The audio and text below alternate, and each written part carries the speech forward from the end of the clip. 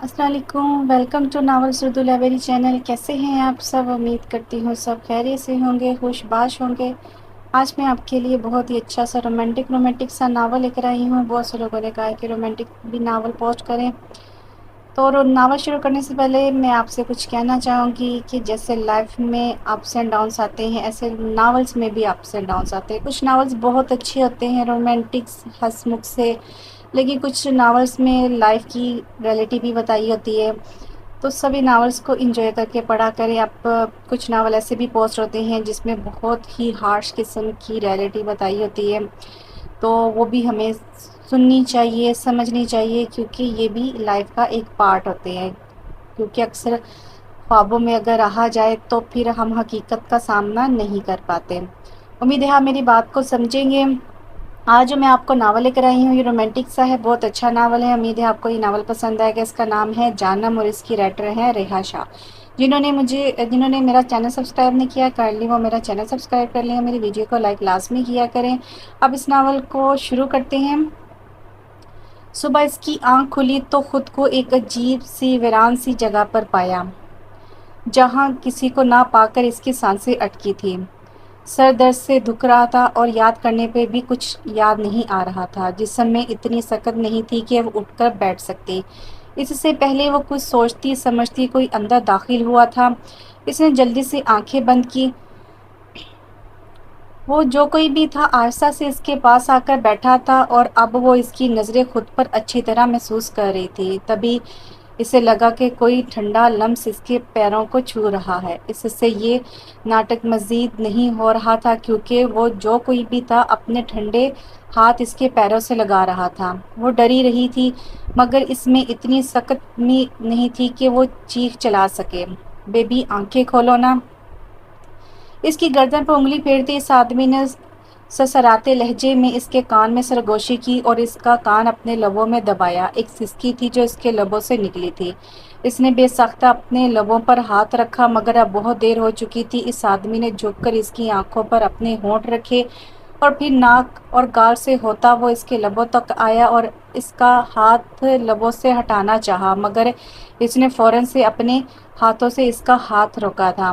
कौन हो तुम? दूर रहो मुझसे, वो मिनमिनाई, मगर से पहले ही वो इसके नाजुक लबों को अपनी सख्त गिरफ्त में ले गया था। वो आहिस्ता आहिस्ता इसके होंठों का जाम अपनी अंदर उंडेल रहा था। इसका दूसरा हाथ इसके जिस्म पर चल रहा था और वो तकलीफ से तड़प रही थी। इरहा बेबी, मेरी दुनिया में खुशामदीद। इसकी इशारत पर लब रखता वो इससे दूर हुआ तो कई आंसू इसके गाल को भिगोते चले गए।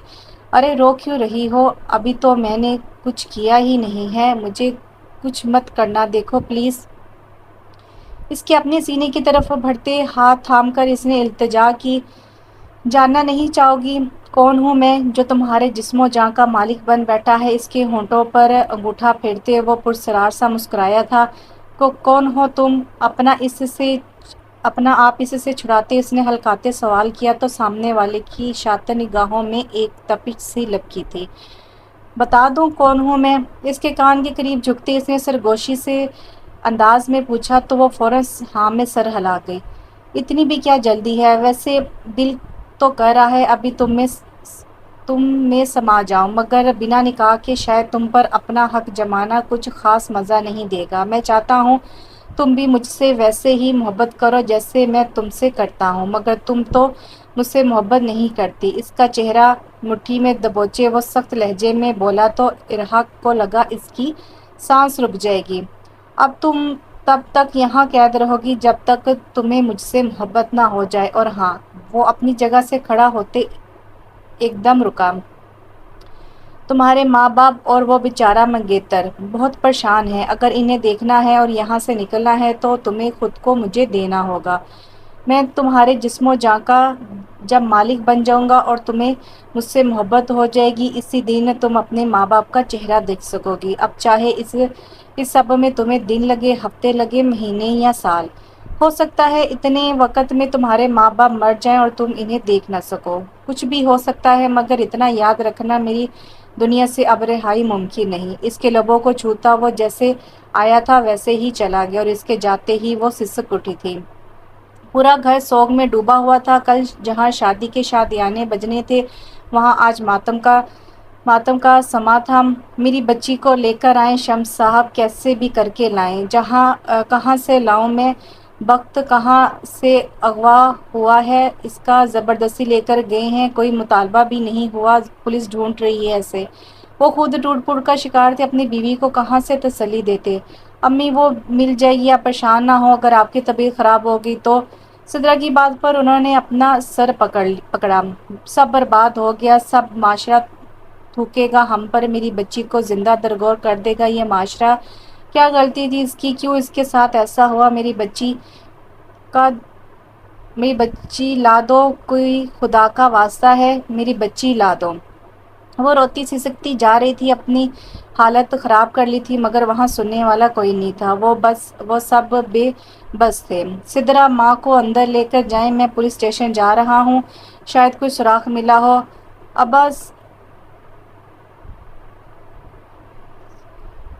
ابا سفیر بھائی کیسے ہیں اب؟ پاگل ہو گیا ہے، ڈھونڈتا پھر رہا ہے، اسے کچھ سمجھ نہیں آتا کچھ بھی۔ اگر میں بھی ہار مان گیا، ٹوٹ گیا تو میری بیٹی کبھی نہیں مل پائے گی۔ آپ پریشان نہ ہوں، آپ دیکھنا جلدی آ جائیں گی۔ آپی نے تسلی تو دے دی تھی، مگر اس کا اپنا خود کا دل رو رہا تھا، کیونکہ ان کی خوشیوں کو نظر لگ گئی تھی۔ کمرے میں لال رنگ کی ہلکی روشنی پھیلی ہوئی تھی، جو ماحول کو رومانی بنا رہی تھی۔ بستر پر لیٹے جمیل نے خمار آنکھوں سے سامنے دیکھا، جہاں ڈریسنگ کے سامنے وہ حسینہ کھڑی تھی، بلیک نیٹ کی نائٹی پہنے جو اس کا جسم ظاہر کر رہی تھی۔ وہ آہستہ سے قدم بڑھاتی اس کی جانب بڑھی اور گاؤن اتار کر زمین پر پھینکا۔ اس کی اداز سے اس کے ابھار واضح ہوئے تھے۔ آہستہ سے جھک کر اس نے اپنے بال جھٹکے تو اس حسین نظارے پر جمیل کی آنکھیں خیرہ ہوئی تھیں۔ جمیل نے اس کے گریبان پر ہاتھ ڈالے، اسے اپنی طرف کھینچا تو وہ کٹی ڈال کی طرح اس کے اوپر گری۔ گھٹنوں تک آتی نائٹی مزید اوپر ہوئی تو جمیل نے اس کی ٹانگ پر ہاتھ رکھا اور مزید خود میں بھینچا۔ اتنی بے تابی! اس کی شرٹ کے بٹن کھولتی ماں جبیں ہنسی۔ جمیل کو لگا کہ کسی نے اس کے کانوں میں رس گھولا ہو۔ ایک جھٹکے سے اس کی شرٹ سائیڈ کرتے ماں جبیں نے اس کے سینے پر اپنے لب رکھے تو ایک کرنٹ سا اس کے جسم میں دوڑا تھا۔ جھٹکے سے اس کے بیڈ پر پٹکتے وہ اس کے اوپر حاوی ہوا اور سٹیپ اتار کر اس کے کندھے پر لب رکھے اور آہستہ سے ہوتا اس کے سینے پر آ رکا۔ ہوس بھری آنکھوں سے اسے دیکھتے وہ ایک دم جھکا تھا اور اپنے لبوں سے اس کے دل کے مقام پر پیار کیا تو ماں جبیں کے لبوں سے آ نکلی تھی۔ اس کے ران کے آس پاس ہاتھ لگاتے وہ اسے پاگل کر رہا تھا۔ اس کا ہاتھ چھوڑو، وہ آہستہ سے اوپر ہوا۔ اس کا ہاتھ چھوڑ کر وہ آہستہ سے اوپر ہوا، اس کے لبوں کو اپنی گرفت میں لے لیا۔ ماں جبیں نے آہستہ اس کا ہاتھ ساتھ دیا تو ایک سرور سا جمیل کے اندر دوڑا تھا۔ وہ پاگلوں کی طرح اس کے ہونٹوں کو اپنی گرفت میں لے رہا تھا، اس کی کمر پر ہاتھ کا دباؤ ڈالے ماں جبیں کو مدہوش کر رہا تھا۔ اس کے اوپر سے اٹھا وہ بے لباس ہوا تھا اور اسے بھی کیا تھا۔ وہ مدہوشی کے عالم میں اس کو دیکھ رہا تھا۔ اس سے پہلے وہ اگلا عمل کرتا، بجتے فون نے اس کا موڈ خراب کیا تھا۔ وہ بدمزاج سا انداز اندر کمرے میں داخل ہوا تو سامنے اسے دو صوفے پر برجمان پایا۔ ایک ہاتھ صوفے کی پشت پر پھیلائے اور دوسرے ہاتھ سے سگریٹ پی رہا تھا۔ آگے اس طوائف کے پاس سے گندگی کر کے اس کے لہجے میں جمیل کے لیے حقارت ہی حقارت تھی۔ باس، اس نے کچھ کہنا چاہا مگر وہ ہاتھ کے اشارے سے اسے روک گیا۔ کچھ کہنے کی ضرورت نہیں ہے، یہ جو کتے تمہارے مالکن کو ڈھونڈ رہے ہیں ان کا منہ بند کرواؤ۔ جی کنگ۔ تابعداری کا مظاہرہ کرتا وہ الٹے قدموں واپس ہوا تھا، مگر چہرے کے تاثرات سے صاف اندازہ لگایا جا سکتا تھا کہ اس کی رنگت رات کی بربادی اسے پسند نہیں آئی تھی۔ کیا ہوا؟ اتنا کیوں لٹکا ہوا تمہارا منہ؟ وہ باہر آیا تو سبحان کی بکواس اس کا دماغ خراب کیا تھا۔ کتنی مشکل سے ہاتھ آئی ہے وہ، اور کنگ کے اس مسئلے کی وجہ سے سکون بھی نہیں لے سکا میں۔ اس کا موڈ ٹھیک ٹھاک خراب تھا۔ ریلیکس، ایک بار یہ مسئلہ حل ہو جائے تو پھر موج ہی موج، اور ویسے بھی ایسا تو پہلی بار ہوا ہے کہ اپنے باس کو کوئی پسند آئی ہو۔ ہاں پسند آئی، وہ بھی ایک پولیس آفیسر کی ہونے والی بیوی۔ ابے وہ نیا نیا آفیسر بنا ہے، اس کی پہنچ اتنی نہیں جتنی اپنے باس کی ہے، وہ پتال میں بھی چلے جائے گا تب بھی نہیں ڈھونڈ پائے گا اپنے منگیتر کو۔ سبحان کے لہجے میں غرور تھا۔ اس کی بات پر جمیل سر جھٹک کر کرسی پر بیٹھ گیا۔ موڈ تو سارا خراب ہو ہی چکا تھا۔ چلنا یار، موڈ تو خراب مت کر، اس کے کندھے پر ہاتھ مارتے سبحان نے کہا تو وہ بس سر ہلا گیا۔ اب کیا بتاتا کہ اس ایک رات کے لیے کتنے پیسے وہ دے کر آیا تھا۔ کچھ کھائے گا یا بس یوں ہی منہ پھیلا کر بیٹھا رہے گا؟ میں نے لاکھ سے اوپر دیے تھے اس سے ملنے کے لیے اور سب برباد ہو گیا۔ تو جانتا تو ہے اپنا کام، پھر بھی تو بتا میں کیا کروں، کس کے پاس جاؤں؟ شادی کر لے۔ سبحان کے مشورے پر اس کو آگ لگی تھی، مگر کچھ بولنے اپنے پیروں پر کلہاڑی مارنے کے مترادف تھا۔ ویسے جمیل، تو نے کبھی سوچا کہ کنگ آخر دکھتا کیسا ہوگا؟ نہیں، پہلے سوچا تھا مگر پھر اس چیز کو سوچنا چھوڑ دیا کیونکہ مجھے چڑ ہونے لگی تھی۔ وہ کام کرتا ہے اور کام مانگتا ہے، اس سے زیادہ کچھ نہیں۔ اور ویسے بھی جیسے اس کا ماس ہے سخت، ویسے ہی اس کا دل ہے پتھر جیسا۔ مجھے اس معاملے میں تو محبت کہیں سے نہیں لگتی بھئی۔ وہ نہ جانے کتنے سالوں سے اس کام میں تھا اور کنگ کے ساتھ اپنے تجربے کی بنیاد پر وہ یہ سب کہہ رہا تھا۔ لگتا تو مجھے بھی یہی ہے، مگر وہ کنگ ہے، اس کا ہر قدم ایسا ہوتا ہے، انسان کی سوچ بھی وہاں نہیں پہنچ سکتی۔ دیکھتے ہیں اب یہ کون سا دھچکا ہمیں لگنے والا ہے، خود کو تیار کر لو اب۔ لیپ ٹاپ آن کرتا وہ اپنے کام میں مگن ہو گیا تو سبحان نے اپنا کام شروع کیا تھا۔ اس چھوٹے سے کمرے میں اس کا دم گھٹ رہا تھا۔ زندگی نے کیسے موڑ پر لا کھڑا کر دیا تھا اس کا تو تصور بھی نہیں کر سکتی تھی۔ آج سے اس کی شادی شروع ہونے والی تھی، ڈھولکی، مایوں، مہندی، نکاح، مگر قسمت نے جیسا کھیل کھیلا تھا، چہرہ آنسوں سے بھیگ چکا تھا۔ ہاتھ کی پوچھ سے اپنا چہرہ صاف کرتے اس نے سامنے ٹیبل پر رکھے کھانے کو دیکھا تھا۔ کل سے وہ بھوکی تھی، اس کا دل نہیں کر رہا تھا وہ کچھ کھائے، اس لیے واپس سے گھٹنوں میں منہ دیکھ کر وہ سسکی۔ اپنے جسم پر اس آدمی کا رینگتا ہاتھ اسے ابھی تک محسوس ہو رہا تھا، اسے یہاں سے فرار چاہیے تھی ہر حال میں۔ زندگی کتنی پرسکون تھی، وہ اپنے ماں باپ اور بہن کے ساتھ اپنے چھوٹے سے گھر میں رہتی تھی۔ جب سفیر اس کی زندگی میں اس کے ماں باپ کو وہ آیا اور اس کے ماں باپ کو وہ اتنا پسند آئے کہ انہوں نے لمحہ نہیں لگایا تھا اس کا رشتہ طے کرنے میں۔ ان کی منگنی 2 سال سے تھی، اس دوران اس نے اپنی پڑھائی مکمل کر لی اور اب ان کی شادی تھی۔ مگر جس دن اسے پارلر جانا تھا اپنے لیے، اسی دن پارلر سے نکلتے ہی اسے کسی نے اغوا کر لیا تھا اور وہ اسی دن سے یہاں تھی۔ وحشت، تکلیف، اذیت، کیا کچھ نہیں تھا جو وہ اس وقت محسوس کر رہی تھی۔ اس نے ہمت کر کے خود کو سنبھالا اور اٹھ کر کمرے کا جائزہ لیا تھا۔ چاروں اور نظر دوڑانے کے باوجود سے کچھ نظر نہ آیا تو مایوس ہو کر وہ اپنی جگہ پر آ کر بیٹھ گئی۔ یا اللہ مجھے یہاں سے نکال، خدا کے لیے یا اللہ مجھے یہاں سے نکال دے۔ یہاں پر صرف ایک ہی لائن ٹھیک رہتی تھی، یا اللہ مجھے یہاں سے نکال دے، تو خدا کے لیے تو بالکل نہیں۔ گڑ گڑاتے ہوئے وہ فریاد کر رہی تھی، تبھی دروازہ کھلا تھا اور وہ ماس والا ایک بار پھر کمرے میں داخل ہوا تھا۔ ابھی تک بھوکی بیٹھی ہو، کیا مرنے کا اتنا شوق ہے؟ اس کے پاس بیٹھتے کنگ نے کھانے کی پلیٹ کو دیکھا تھا۔ ہاں مرنا ہے مجھے، کیونکہ یہاں سے نکل کر تو ویسے بھی پل پل مرنا ہے، تو آج ہی صحیح مار دو، مجھے نہیں رہنا، مجھے یہاں مار دو۔ اس کا ہاتھ اپنی گردن پر رکھتے وہ چیخنے والے انداز میں بولی تھی۔ کنگ نے بغور اس کا یہ رد عمل دیکھا تو چہرے پر مسکراہٹ آئی تھی۔ ایسے کیسے مرنے دوں؟ ابھی تو مرنے نہیں دے سکتا، پہلے تمہیں اپنا بنانا ہے۔ اس کے بکھرے بال ایک طرف کرتے وہ خباثت سے ہنسا تھا۔ نفرت ہے مجھے تم سے، آئی سمجھ، دفعہ ہو جاؤ یہاں سے۔ اس کے سینے پر ہاتھ مارتی وہ چلائی تو کنگ نے ایک نظر اس کے روتے سسکتے وجود کو دیکھا۔ اس کی آنکھوں سے عجیب سی تپش نکل رہی تھی۔ تو تمہیں مجھ سے نفرت ہے؟ آنکھوں میں سلگتی آگ جیسے جذبات لیے وہ ایک ایک لفظ پر زور دے کر بولا تو اس نے فوراً سے ہاں میں سر ہلایا۔ تو بس اب تم دیکھو میں تمہارے ساتھ کیا کرتا ہوں، بس تھوڑا اور انتظار، پھر تم پچھتاؤ گی اپنے لفظوں پر۔ اس کا منہ مٹھی میں دبوچے وہ غرایا تھا، اس سے پہلے میں مرنا پسند کروں گی۔ اس کی آنکھوں میں آنکھیں ڈالے وہ دو بدو بولی تو کنگ نے ایک جھٹکے سے اس کا چہرہ چھوڑا اور وہاں سے نکلتا چلا گیا۔ گاڑی کے سائرن کی آواز چاروں اور گونجتی تو سارا اہلکار الرٹ ہوئے تھے۔ سر آ گئے ہیں، جلدی کرو۔ سب لوگ اپنی اپنی جگہ پر آ کھڑے ہوئے تھے۔ تبھی ایک گاڑی اسٹیشن کی حدود میں داخل ہوئی تو سب نے ایک ساتھ سلوٹ کیا۔ ایک اہلکار نے آگے بڑھ کر گاڑی کا دروازہ کھولا تو وہ گاڑی سے باہر نکلا تھا۔ بلیک کلر کی پینٹ پر بلیک لیدر کی جیکٹ پہنے، آنکھوں پر گلاسز لگائے اور پوری شان سے سامنے آیا تو سب کے ہاتھ ایک ساتھ ماتھے تک گئے۔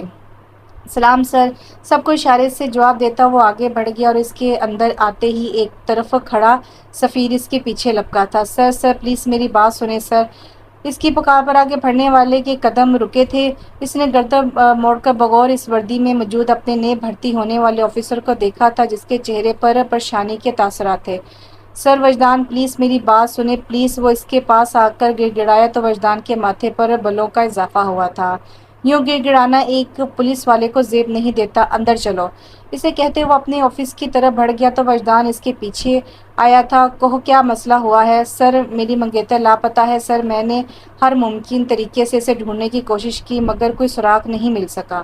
ایک آفیسر ہو کر اتنے بے بس نہیں ہوں سر، بس مجبور ہوں۔ اس کی عزت پر آنچ آئی تو اس کے گھر والے مر جائیں گے، تو بہتر یہی ہے اسے واپس نہ ڈھونڈو۔ اب تک نہ جانے اس کے ساتھ کیا کچھ ہو گیا ہوگا۔ وہ بت رحم تھا، وہ بہت بے رحم تھا، سب جانتے تھے اس کی سرمئی آنکھوں میں کئی راز پوشیدہ تھے۔ سر اسے دھچکا نہیں لگا تھا اس بات پر مگر وہ پھر بھی سہم گیا تھا۔ مجھ سے کیا چاہتے ہو آپ؟ اس کیس کو دیکھیے، وہ التجا کر رہا تھا اور پھر کچھ دیر ان آنکھوں نے سامنے والے کو جانچا تھا۔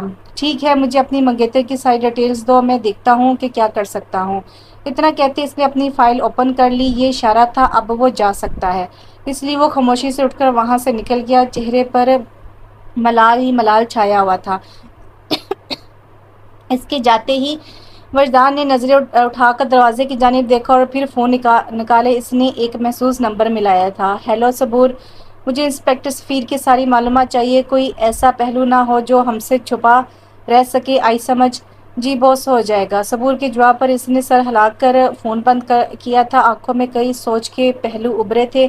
آج اسے غائب ہوئے ہفتہ ہونے کو آیا تھا، جس گھر میں شادی کے شادیانے گونجنے تھے وہاں اب صرف ماتم تھا، آنسو تھے۔ گھر میں سناٹا چھایا ہوا تھا۔ بخت بیگم بیمار ہو کر بستر سے لگ گئی تھی جبکہ شمس صاحب بیچارے اسے ڈھونڈنے کے لیے پاگل ہو رہے تھے۔ وہ بڑی عمر کے تھے، تھک رہے تھے۔ سدرا نے بے چینی سے سامنے کمرے کی جانب دیکھا جہاں اس کی ماں بستر سے لگی ہوئی تھی۔ آ جاؤ ریحا پلیز آ جاؤ، دیکھو تمہارے بغیر ہمارا کیا حال ہو گیا ہے۔ اس کی تصویر دیکھتے وہ سسکی تھی۔ کتنی محبت تھی ان دونوں بہنوں میں بچپن سے لے کر اب تک۔ وہ یہ بھی جانتی تھی کہ ریحا کو سفیر سے محبت نہیں ہے مگر وہ پھر بھی اپنے ماں باپ کے لیے قربانی دے رہی تھی۔ لیکن کیا فائدہ ہوا اس سب کا؟ سب کچھ تو برباد ہو گیا، وہ اکیلے رہ گئے۔ وہ خاموشی سے ایک طرف بیٹھی رو رہی تھی جب دروازہ بجنے پر وہ چونکی تھی۔ اس وقت کون آ گیا؟ گھڑی میں وقت دیکھتے وہ چونکی تھی اور پھر اٹھ کر آنسو صاف کر کے باہر آئی تو سفیر کی آواز اس کے کانوں سے ٹکرائی تھی۔ سدرا میں ہوں، دروازہ کھولو۔ سفیر کی آواز سن کر اس نے جلدی سے آگے بڑھ کر دروازہ کھولا تو وہ اندر داخل ہوا۔ اس کے اندر داخل ہوتے ہی سدرا نے دروازہ بند کیا تھا۔ سفیر بھائی، کچھ پتہ چلا ریحا کا؟ اسے بیٹھتے دیکھا وہ بے چین سے پوچھ بیٹھی تو سفیر نے نہ میں سر ہلایا۔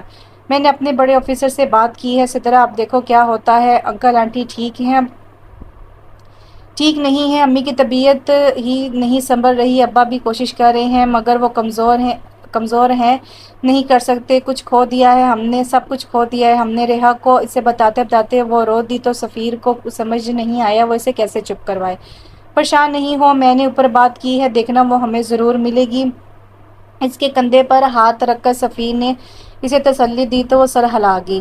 آپ تھک گئے ہوں گے، میں کھانا لاتی ہوں، فریش ہو جائیں۔ اپنی غلطی کا احساس ہوا تو شرمندہ ہوتی وہ اپنی جگہ سے اٹھی تھی۔ سفیر اس کی شرمندگی سمجھ گیا تھا جبھی خاموشی سے سر ہلا کر فریش ہونے چلا گیا تھا۔ جب سے ریحا غائب ہوئی تھی وہ شاذ و نادر ہی گھر جاتا تھا اور اب بھی وہ صبح سے اس کے لیے خوار ہو رہا تھا۔ سدرا نے اسے کھانا لا کر دیا تو چپ چاپ کھانا کھانے لگا۔ دماغ بالکل کچھ بھی سوچنے سمجھنے کے قابل فی الحال نہیں تھا۔ سفیر بھائی، آپ خود کو پریشان مت کریں، ہلکان مت کریں، انشاءاللہ سب ٹھیک ہو جائے گا۔ آپ خود کو تھکاؤ مت۔ اس کی ٹوٹی حالت پر سدرا کو ترس آیا تھا۔ وہ خود بھی مضبوط بنی ہوئی تھی کیونکہ اب ماں باپ کا واحد سہارا وہی تھی۔ اس اندھیرے سے کمرے میں رہ کر وہ روشنی کو بھول گئی تھی۔ وہ شخص اس کا آیا ابھی تک واپس نہیں آیا تھا اور وہ اسے دیکھنا بھی نہیں چاہتی تھی۔ آج اسے یہاں آئے ہفتہ ہو گیا تھا اور یہ گزرا ایک ہفتہ اس کے لیے کسی سال سے کم نہیں تھا۔ اذیت، تکلیف، رو رو کر اب آنکھیں بھی خشک ہو گئی تھی۔ زندہ رہنا نہیں چاہتی تھی مگر پھر بھی زندہ رہنا تھا، یہ اس کی مجبوری تھی۔ کھانا پانی وقت پر اس کے لیے آ جاتا تھا۔ وہ ابھی تک اپنے اغوا کا مقصد نہیں سمجھ پا رہی تھی۔ وہ کوئی امیر ترین لڑکی نہیں تھی کہ جس کی دولت کے لیے اسے اغوا کیا جائے۔ یہ گتھی سلجھنے کی بجائے مزید الجھتی جا رہی تھی۔ کھانے کی ٹرے ایک طرف کر کے وہ اپنی جگہ پر آ کر بیٹھ گئی اور خود کو چادر میں چھپا لیا۔ اس جگہ اس کے لیے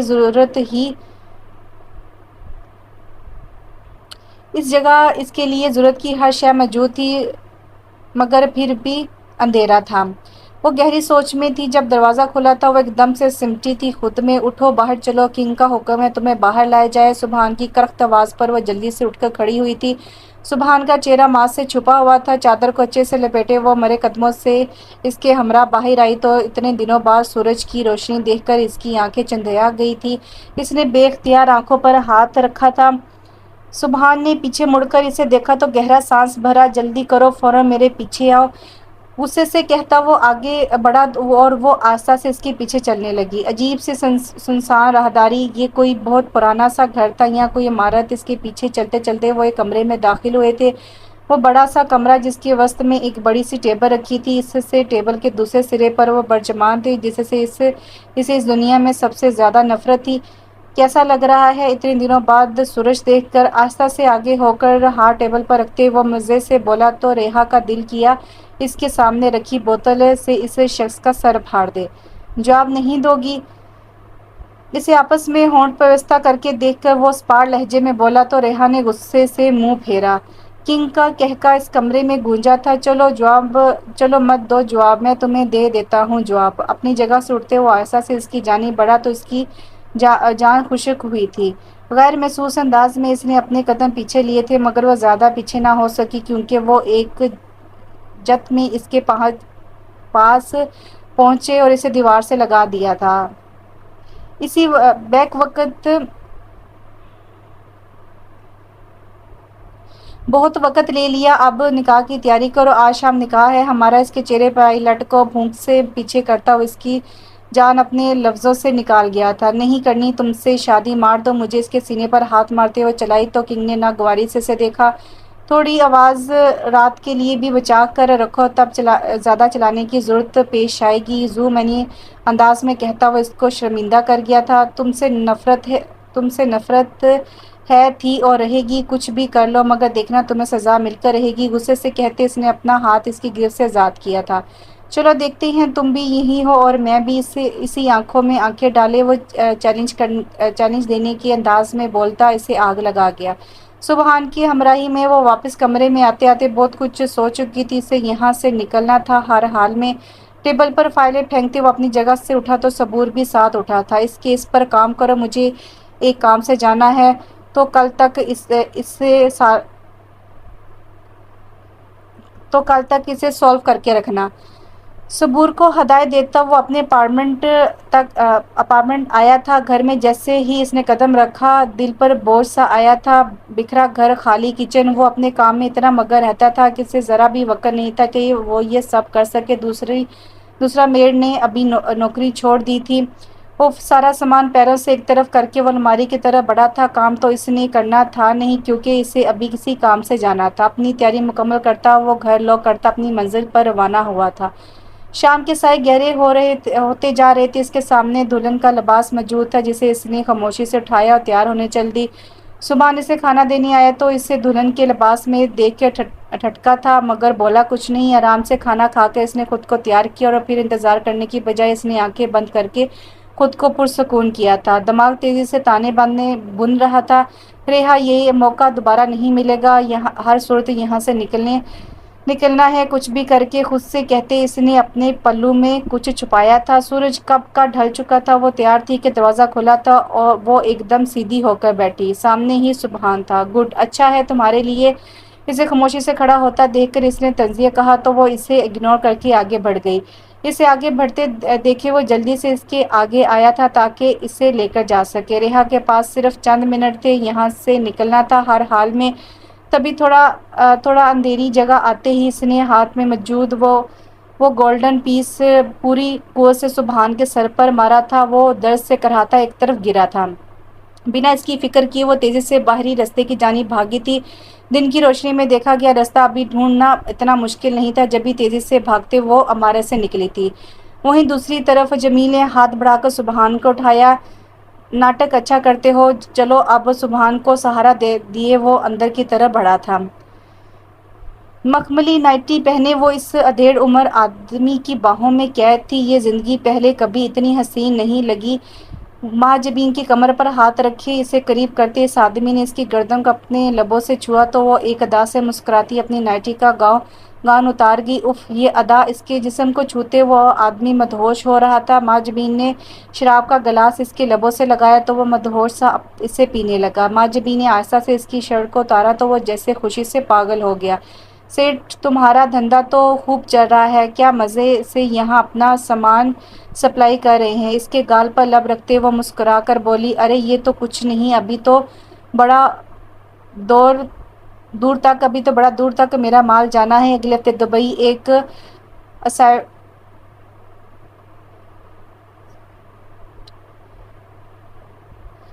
دبئی میں ایک اور اسائنمنٹ ہے، دیکھنا، تجھے پیسے میں تول دوں گا۔ اس کے لمس سے پاگل ہوتے وہ اس پر قابض ہو گیا تھا اور ماں جبھی جانتی تھی کہ اپنا کام کیسے پورا کروانا ہے۔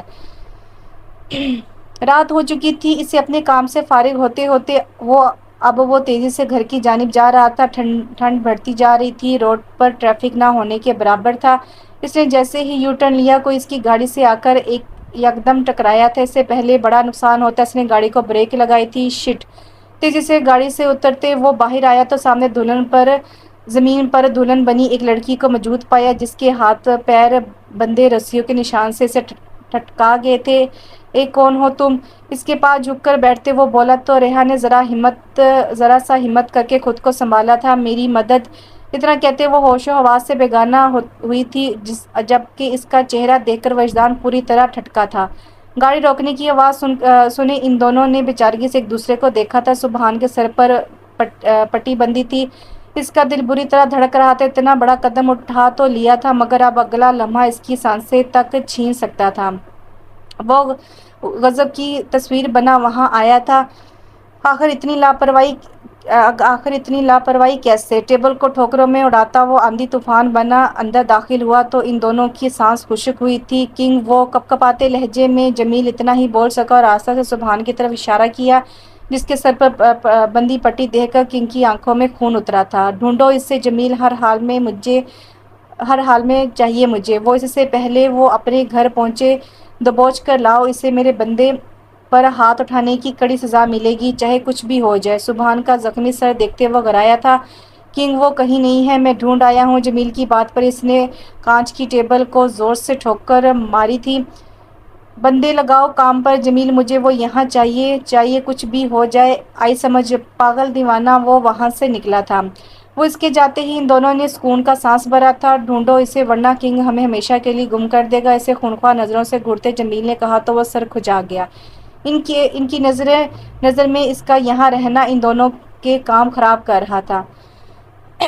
اس لیے ان دونوں نے مل کر اسے یہاں سے آزاد کروایا تھا اور اگر یہ بات کنگ کو پتہ چلتی تو وہ دونوں اپنی جان سے جاتے، اس لیے انہوں نے ایسا ظاہر کیا تھا کہ وہ اسے زخمی کر کے بھاگی ہے۔ میں زخمی ہوں، تم ڈھونڈو اسے۔ سبحان کی ہری جھنڈی دکھانے پر جمیل کھول اٹھا مگر فی الحال کچھ بھی بول کر وہ اپنا سکون تو بالکل غارت نہیں کر سکتا تھا۔ مندی آنکھیں کھولے اس نے اپنے بھاری ہوتے سر کو تھاما تھا۔ جسم میں درد سے ٹیسیں اٹھ رہی تھی، کمزور نکاہت سے حد سے زیادہ تھی۔ اسے لمحے لگے تھے خود کو نارمل حالت میں لانے میں اور جب دماغ سکون میں آیا تو گزرا وقت کسی فلم کی مانند اس کے سامنے آیا تھا۔ وہ یکدم گھبرائی تھی اور چاروں طرف نظر دوڑائی تو خود کو ایک کمرے میں پایا۔ یہ کمرہ اس کمرے سے تو 1000 گنا بڑا تھا، کھلا اور ہوادار۔ وہ ابھی سوچوں میں گم تھی جب کمرے کا دروازہ کھلا اور دروازے کی آواز سنے اس کا دل حلق میں آیا تھا۔ خوف سے اس نے بیڈ شیٹ کو مٹھیوں میں جگڑا تھا۔ کمرے میں داخل ہوتے ہی وجدان نے بغور اس کے تاثرات دیکھے تھے ریلیکس اسے اشارے سے ریلیکس ہونے کا کہتا ہوا اس کے پاس آ کر کھڑا ہوا تو ریحا نے سر جھکایا تھا۔ کون ہیں آپ؟ جھکے سر کے ساتھ اس نے پوچھا تو وجدان نے اس کا جھکا سر دیکھا۔ یہ سوال تو مجھے پوچھنا چاہیے، اتنی رات کو میری گاڑی کے سامنے آپ آئی تھی، میں نہیں تو آپ نہیں بچاتے، میں مرنا چاہتی ہوں، پلیز مجھے یہاں نہیں رہنا۔ اتنا کہتے وہ پھوٹ پھوٹ کر رو دی تو وجدان نے گہرا سانس بھرا۔ دیکھیے میں ایک پولیس آفیسر ہوں، آپ مجھ پر یقین کر سکتی ہیں۔ اس کے پاس بیٹھتے وجدان نے اپنا کارڈ دکھایا تو وہ سوچ میں پڑ گئی اور پھر کچھ سوچتے اس نے سب کچھ اسے بتایا، شروع سے آخر تک ایک ایک لفظ اسے بتایا تھا اور اس کی باتوں پر وجدان کو جھٹکا لگا تھا۔ تو کیا یہ انسپکٹر سفیر کی؟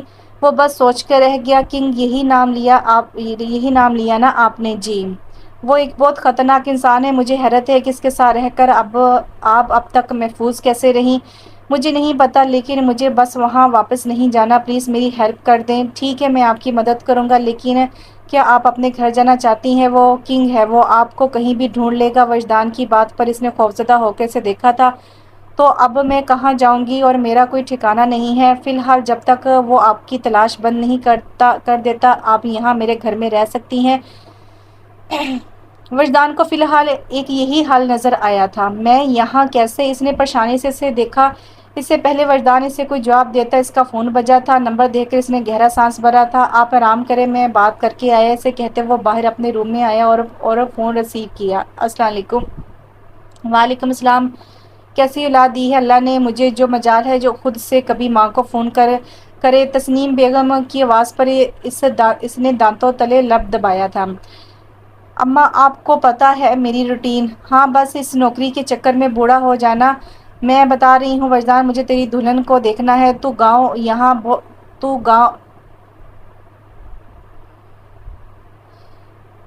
آؤ، یہاں بہت رشتے ہیں، کسی سے بھی تیری طرح نکاح کروں گی تاکہ مرنے سے پہلے اپنے پوتے پوتیوں کا چہرہ تو دیکھ سکوں۔ اماں، ان کے مرنے کی بات پر وہ تڑپا تھا۔ کوئی اماں نہیں، جب تک مجھے بہو نہیں مل جاتی تو مجھے اپنی ماں نہیں کہے گا۔ اب ایسے تو ایسے ہی صحیح۔ غصے سے کھولتے وہ فون بند کر گئے تو اس نے گہرا سانس بھرا تھا۔ پہلے ہی زندگی میں اتنے مسئلے تھے اور اب یہ ایک اور نیا مسئلہ۔ فون بند کر کے وہ جیسے ہی مڑا، ڈور بیل کی آواز سننے وہ دروازے تک آیا جہاں صبور اس کا منتظر تھا۔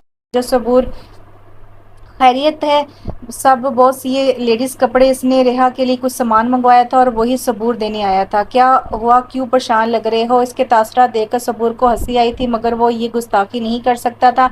صبور کے پوچھنے پر اسے سب بتاتا چلا گیا تو اس کی باتوں پر وہ خود بھی پریشان ہوا تھا مگر یہ پریشانی وقتی تھی۔ میرے پاس ایک حل ہے آپ کے مسئلے کا، اگر آپ راضی ہوں۔ کیسا حل؟ آپ اور ریحا میڈم شادی کر لیں، اس طرح انہیں رہنے کو چھت بھی مل جائے گی اور آپ کو اس شادی نامی بلا سے چھٹکارا۔ آنٹی پھر آپ کے ساتھ زبردستی نہیں کریں گی، جب معاملہ ٹھیک ہو جائے تو ریحا میڈم جہاں جانا چاہیں جا سکتی ہیں۔ دماغ خراب ہے تمہارا؟ وہ لڑکی جو مجھے ابھی چند گھنٹے پہلے ملی ہے، میں سے شادی کر لوں؟ ناممکن بوس، اس طرح ہمیں کنگ تک رسائی مل سکتی ہے، آپ کا فائدہ زیادہ ہے۔ صبور کی بات پر وہ سوچ میں ضرور پڑا تھا مگر اتنی جلدی وہ ایسا قدم نہیں اٹھا سکتا تھا۔ آپ سوچیں اس بات پر، میں چلتا ہوں، کچھ ضروری کام ہے، اسے رستہ دکھاتا صبور وہاں سے گیا تو وہ اندر کمرے میں آیا جہاں وہ کھڑکی کے سامنے کھڑی تھی۔ یہ کپڑے ہیں اور کچھ سامان آپ کے لیے۔ ٹیبل پر سامان رکھتے اس نے ریحا کو متوجہ کیا تو اس نے ایک نظر اسے دیکھا اور پھر سامان کو۔ آپ پلیز مجھے کسی دارالمان میں چھوڑ آئیں۔ کیوں؟ اس کی بات پر وجدان کے ماتھے پر بل آئے تھے۔ میں کسی پر بوجھ نہیں بن سکتی، نہیں چاہتی کہ میں واپس گھر جاؤں اور میرے گھر والوں کے لیے ایک نئی مصیبت کھڑی ہو۔ اس کے آگے ہاتھ جوڑتے وہ رونے والی ہوئی تو وجدان نے کچھ لمحے کو سوچا، میرے پاس اس مسئلے کا ایک حل ہے مگر شاید آپ کو نامنظور ہو۔ کیسا حل؟ اس نے چونک کر وجدان کو دیکھا۔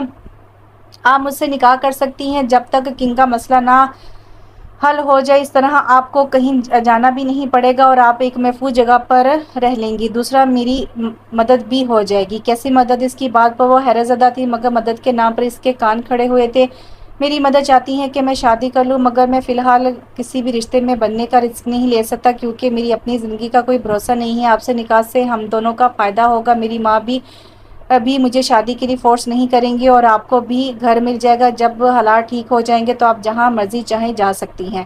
وجدان کی بات پر وہ واقعی سوچ میں پڑ گئی تھی، کیا واقعی ایسا کرنے سے اس کے مسئلے حل ہو جائیں گے؟ دیکھو، یہ سب تمہاری مرضی کے ساتھ ہوگا، بس اس کنگ تک پہنچنا چاہتا ہوں جس نے نہ جانے کتنی لڑکیوں کی زندگی برباد کر دی۔ تمہیں پتہ ہے آج تک ایک بھی لڑکی زندہ نہیں ملی ہے۔ جانتی ہوں، میں نے نیوز میں دیکھا تھا، مگر میں نہیں جانتی اس نے آج تک کیوں مجھے نقصان نہیں پہنچایا، حالانکہ میں نے اس سے بہت زیادہ نفرت کا اظہار کیا تھا۔ وہ اس لیے کیونکہ تم سے ضرور اس کا کوئی نہ کوئی مطلب جڑا ہے، اور اگر ایسا ہے تو وہ تمہیں ڈھونڈنے کے لیے پاگل ہو رہا ہوگا۔ تو کیا وہ میرے ماں باپ کو بھی نقصان پہنچائے گا؟ اب ایک نئے ڈر نے سر اٹھایا تو وجدان نے اس کا معصوم سا چہرہ دیکھا۔ جب تک تم ان لوگوں کے پاس نہیں ہو تب تک وہ لوگ محفوظ ہیں۔ وہ سب سے پہلے تمہارے گھر اور قریبی رشتہ داروں میں تمہیں ڈھونڈے گا، اگر تم نہیں ہوگی تو وہ انہیں کچھ نہیں کرے گا۔ وجدان کا دماغ تیزی سے کام کر رہا تھا۔ مجھے اپنے گھر کا ایڈریس دو، فوراً وجدان نے اتنے اچانک کہا کہ ریحا نے چونک کر اسے دیکھا۔ ان لوگوں کی حفاظت بہت ضروری ہے مس ریحا۔ اس کی بات کا مطلب سمجھتے اس نے جلدی سے اپنا ایڈریس اسے لکھوایا تھا، اور پھر بہت سوچنے کے بعد اسے اس فیصلے پر پہنچی تھی کہ اسے وجدان سے یہ نام کی شادی کرنی ہے۔ میں آپ سے شادی کرنے کے لیے تیار ہوں، اسے واپس جاتے دیکھے وہ جلدی سے بولی تو وجدان کے باہر کو بڑھتے قدم رکے تھے۔ کل میں نکاح خوان کو بلا لوں گا، مگر میرے ولی۔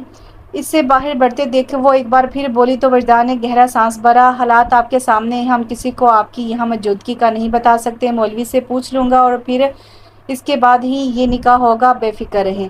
اسے کہہ کر وہ رکا نہیں تھا اور اس کے جاتے ہی آنسو نے تواتر ریحا کے بال بھگوئے تھے، کیونکہ زندگی اتنی مشکل ہو گئی تھی کہ وہ سمجھ نہیں پا رہی تھی۔ کیا خبر ہے تیرے پاس؟ اس آدمی کی کڑک آواز پر اس نے اپنی ساڑی میں چھپا وہ انویلپ اس کے آگے پھینکا تھا، اور ایسی جرأت وہی کر سکتی تھی۔ اس میں ہے ساری خبریں، اور اگر آئندہ میرے سے ایسے بات کی تو یاد رکھنا تمہارے لیے کام کرنا بند۔ اس کے لہجے پر سلگ کر بولی تو آدمی کے ماتھے پر بل آئے تھے۔ ایک طوائف ہو کر مجھے تیور دکھا رہی ہے، کیا اوقات بھول گئی ہے اپنی؟ مجھے میری اوقات تو بہت اچھے سے پتا ہے سرکار، کہ تم جیسے عزت دار لوگ بھی اپنی اوقات بھول کر اکثر ہم طوائفوں کے قدموں میں ڈھیر ہوتے نظر آتے ہو۔ اس کی کاٹدار آواز پر سامنے والے کے چہرے کا رنگ سرخ ہوا تھا۔ بڑی زبان آ گئی ہے معجبین بھائی، جب کام بڑے کرتی ہوں تو زبان بھی بڑی کرنی ہی پڑتی ہے، ورنہ تیرے جیسے مجھے نوچ کھانے کو تیار رہتے ہیں۔ زہریلے انداز میں کہتی وہ واپسی کے لیے مڑی تھی۔ اس آدمی نے بے بسی سے مٹھیاں بھینچی، کیونکہ وہ چاہ کر بھی اسے نقصان نہیں پہنچا سکتا تھا، کیونکہ وہ اس جگہ تھی جہاں کوئی نہیں تھا۔